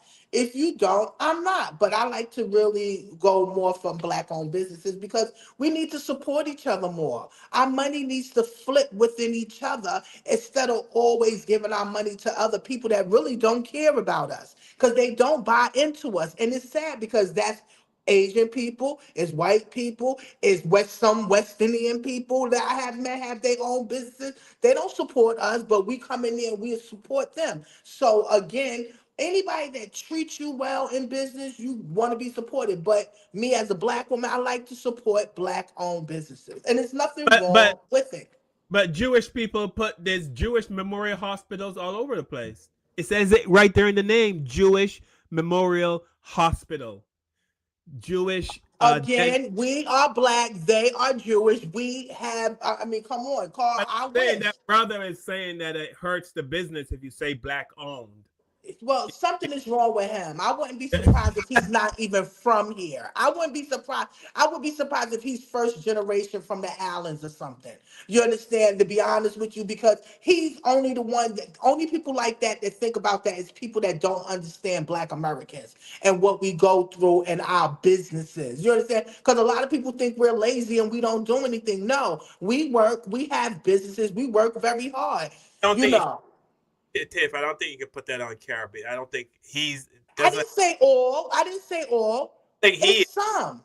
But I don't think he is. No, I didn't say. I said I would not be surprised if he's from somewhere else or a first generation. What's the name of the website? The guy. I will find him and we can find out where he's from. Well, I get what he was saying. He's saying that if you put black owned, that white people are not going to come, which I don't understand. Why would they not come? Because it says black owned. We didn't say we wasn't servicing white people. We said we ain't saying blacks only. Right. So and if somebody's not going to shop at a place that says black owned, you weren't going to shop there anyway. Once you found out it was owned by a black person, just saying black owned should not be a deterrent. But here, I don't know if this guy says that straight black men are. He says straight black men are the cancer, are the problem with the black community. Kev, so he's talking about you and I. Okay. He's saying we are the problem. So Tiffany, you can tell me, are we the problem after you listen to this guy? And I don't know if he has a point. You guys can let me know if you think he has a point. It has now come to the time that we have a conversation. I've been saying for years on this show that black men need to have a conversation, black men alone. We have got to figure out what is going on with us. This is not something that black women can help us with. This conversation does not include black women. Black women stand down and stand to the side. Black men need to have a kumbaya amongst themselves. And I'm going to niche this out a little more. And it's heterosexual black men. I'm going to catch a lot of flack for this, but I'm going to say it out loud with my whole chest. Straight black men are the cancer of the black community. That's where it starts and that's where it stops. Ladies, I'm here to tell y'all something. All this shit that y'all got going on, some of y'all, not all of y'all, with the gays and with the trans, let it go. Your issue is not a trans woman. Your issue is not a punk or not a sissy. Your issue is all of our issue. Straight black men. Straight black men are the enemy to the gays. Straight black men are the enemy to the trans. Straight black men are who are causing harm to the girls and the women. That's where it's at. Now y'all can shoot the messenger. This is Sodom and Gomorrah all over again. The whole reason why a man like that is comfortable even being platformed and saying something like that is because black women have supported men like this in behavior like this. And I want to make it clear, it is not all black women. Now, black men have had problems just like every race of men. It is heterosexual straight black men that have always been on the front lines fighting for the freedom and the liberation of black people, fighting white supremacy, getting lynched, getting burnt, dying and struggling. Y'all must have forgot. And furthermore, that fight indirectly and unintentionally, may I add, is the reason why this delusional black man can prance around and talk as though he is a moral compass. You want to know what the real cancer to the black community is? His lifestyle. You want to know what the real cancer to the black community is? Sexual deviance, hating your people for no reason, solving our issues and conflicts with violence. But do you really want to know the biggest cancer we have in the black community? It is a lack of righteous morals. And that's the black authentic truth. Yeah, you a cancer, brother. No. So wait a minute, so bug because I watch him. His name is Q, aka Funky Dineva. And Funky Dineva has been on YouTube for a very long time. He's one of the top YouTubers up there. I don't agree with everything that he says, but he is Joe. I do watch him. But I will say this. I don't think that he should just blame everything on black men because why did he forget we are the ones that have black men. So we are not only just looking at black men, we have to look at black women that have these black men. Okay? A lot of these men have mommy issues, have women issues, have abandonment issues. You know, they see their father either abuse it. So this will leak on to them in how they deal with everyday life with women, with their children, with their family. So I don't think that he should only just blame it on black men. Yes, our black men are going through their own thing, but nobody never asks why. Just like that man that killed all 7 of his children and shot his baby mothers. Not one time did anybody say what happened before then to make him snap to do that. It all starts from somewhere. So my thing is, I don't think it's just a man issue. It's a woman issue. It's a family issue. We need to work more together to find solutions for each other. And if we do have mental issues or anything, we need to talk about it. So, I'm not with what he's saying that is all black men having issues. No, it's all of us that have issues. And he want to talk about the girls and the trans. My thing is, most of the trans that I came across, they always want to mess around with how do you say, straight black men, and then get mad when they keep them hidden because they have wives. That's their problem, not our problem at all, because you're supposed to be comfortable within yourself and you shouldn't be messing around with straight men. Mess with somebody that is of your kind. You understand? And if they wind up killing you because or unaliving you because you want to tell their secret, that's on y'all, because nobody want to live their life properly. Okay, so that's with that sexual deviance and stuff like that. But again, it's not just black men, it's all of us. All right, Kev, you have any rebuttal to the that guy's gay, right? Right, Tiffany? Huh? Guy on YouTube, he's a gay guy, right? Yes. Q is gay. Yes. Yeah, because his mannerisms led me to believe that he was gay. Yeah, Q is gay. Mm-hmm. Okay. He was going pretty I have no rebuttal to that fool. Yeah. Yeah, I'm just saying not It's everybody is into him complete, like that, complete, but that's Q. complete nonsense. Complete nonsense. What he said. I have no. That's my rebuttal. Complete nonsense. I want to waste my energy on this dude. Thanks for showing the clip, though. You're welcome. All right, we're going to wrap it up. I want to thank everyone for watching our show. Thank you for joining us here on another Sunday of the Black Therapy Show. We really enjoyed the comments. I didn't get to read all of them or respond. I usually try to respond to as much as we can, but a lot of the comments are very negative, which we don't mind. But I forgot to put the link in the chat, and I always invite people to come on if they want to, share their opinion. I didn't do it today. I just did not remember. But yeah, we appreciate everyone watching. We appreciate you commenting. And we hope you guys join us here on next Sunday at 7 p.m. Eastern Standard, New York time. We will be here. With that said, Kevin, before we go, did you learn anything today, or do you want to share anything before we leave? Yeah, man. Give a shout out and a rest in peace to Ronald Laprede. Ronald Laprede was a bass player and also the founding member of the group, the Commodores, who passed away today. Founding member of the great group, the Commodores, which we all know Lionel Richie was the lead singer of the Commodores, but this brother was actually the founder of the group. So he passed away. Also, we lost another young man, Silvers, from the group The Silvers, who passed away. He's had a troubled life, being a child star and growing up and getting involved with drugs and did some time in jail. But I heard he turned his life around, but I don't know the cause of death, but he just passed away. And then it's been floating all over the internet today that R&B legend People Bryson. People Bryson had a trouble stroke today, and he's fighting for his life down in Atlanta hospital. And he's just been out on tour with Jeffrey Osborne. They've been doing tours around the country together, a co-headliner tour, him and Jeffrey Osborne, another great voice. So prayers for People Bryson and to the two men who lost their lives. The Commodores have given some great R&B music, soul music over the years, and his brother, one of the reasons behind it, because he discovered the group.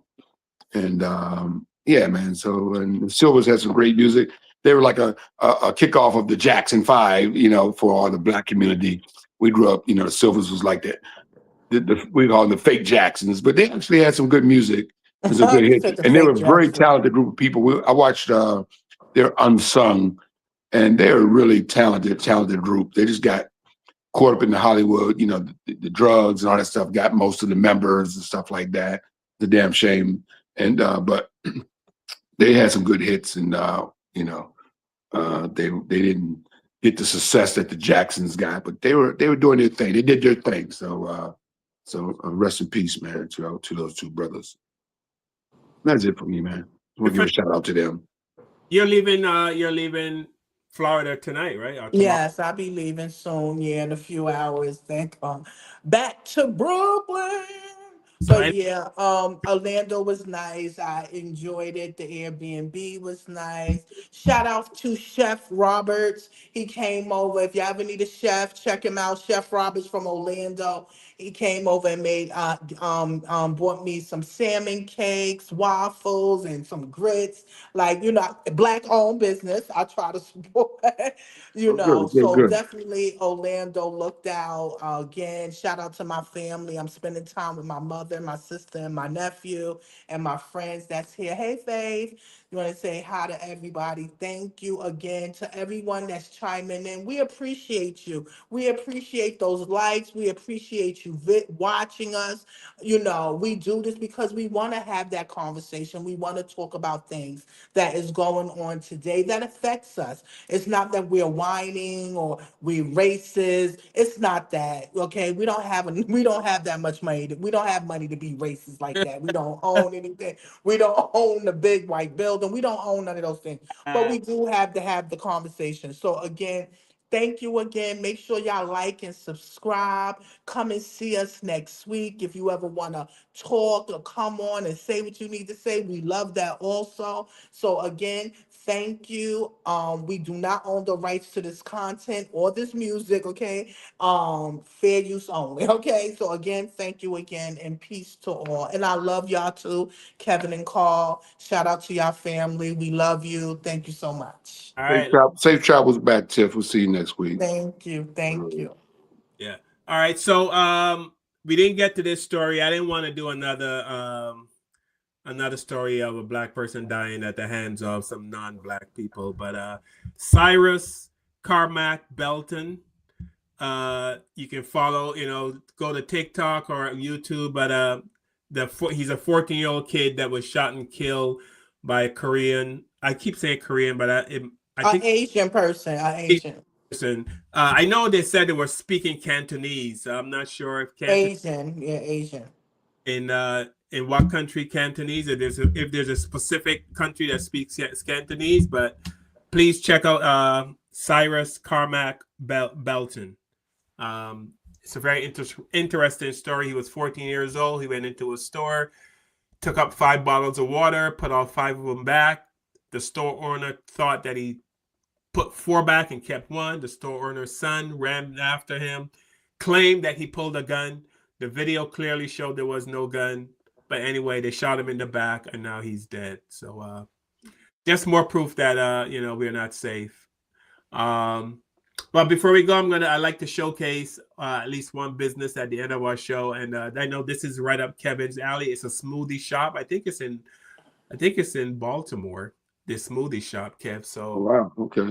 Travels, you might want to visit this Black-owned business. This right here is insane. Listen, y'all can judge me all y'all want, but I drove all the way to Baltimore for this right here. Because respectfully, readers could never. I stopped by this Black-owned spot called the Smoothie Garden, and not only are they filling these rare yellow watermelons with Italian ice, but they're also giving you a twist on regular fruit smoothies and giving you the best of both worlds. You got the icy, and you got a smoothie all in one. It's fruity and refreshing. This genius. All you need is some liquor. Ooh. I guess dreams really do come true. Cause your girl love a little drinky drink. And I ain't gonna lie, the combo was already good, but that took it up a whole other level. Woo! And I know y'all asking where the food at. Hold your horses. The owner is from Philly and she made this Philly cheesesteak on a pretzel. Yes, you heard that right, a pretzel. The cheese pull was crazy and I was going bite for bite. Now this other one came with shrimp and lump crab, which is perfect for people in Maryland. Cause y'all eat seafood for breakfast. It was well seasoned and I was definitely feeling it. The last thing I had was the funnel cake topped with fresh fruit. I don't even gotta say much, just watch the reaction. 10 out of 10. Make y'all way to the Smoothie Garden and tell them I sent you. The Smoothie Garden, Kev. I'm gonna check that out. I'm actually gonna be in Baltimore in a few weeks, passing through. So I'm gonna let you know how good it is because I'm gonna Google that spot. I'm gonna go there and get a smoothie. And do a video. Of course, I'm gonna do a video. I'm gonna put it on my YouTube and on my Instagram and on my TikTok. No doubt about that. And I will let y'all know it was the bomb. Let you know the price. I'm gonna do a video on it. I'm gonna go there and do a video on the whole thing. Trust me, I'm gonna be in Baltimore 2 weeks from now, passing through. Okay. All right. Yeah. So check out the Smoothie Garden. We'll do that. If it's really expensive, I'm gonna let y'all know. Okay. Also, the customer service. Let us Yeah. Because a lot of people complain about the customer service at Black businesses. Yeah, I'm one of them. Yeah. I go to the Jamaican restaurant all the time and order food. This lady, man, is so frugal, man. I can order $200 worth of food. She gives me 2 little teeny napkins. I like, are you sure all this food? I just spent $70 in here, $60 in here, and you give me 2 little teeny napkins and 2 little teeny plastic forks. If I ask for another napkin, her face scrunches up so bad. I'm like, are you serious? Like, yeah. So yeah, we got to do better, Black people. Try to support Black business, but the experiences are never. And we get bad treatment at other businesses, but you don't expect bad treatment from our people. No. Yeah. Go check out, what's it called? The Smoothie what? What's the name of that? Movie Garden in Baltimore. Garden, Baltimore. If you're ever in I'm Baltimore. gonna go to it. I'll let y'all know. I'll do a video on it. We'll talk about it on the show. Yeah. All right, everybody. We'll see you guys next Sunday, 7 p.m. Eastern Standard Time. Kev, I love you. Love you, bro. Tiff, safe travels back, sis. Shout out to Donna. We haven't seen Scooby D2. I know Gina's in Italy. Shout out to Patricia. Thank you. Bridget, Mama Lee, and all the folks watching on Facebook and Instagram. Instagram is over, and so Facebook and YouTube. We want to thank you guys so much, and we love you, and thank you for watching. And see you guys next Sunday.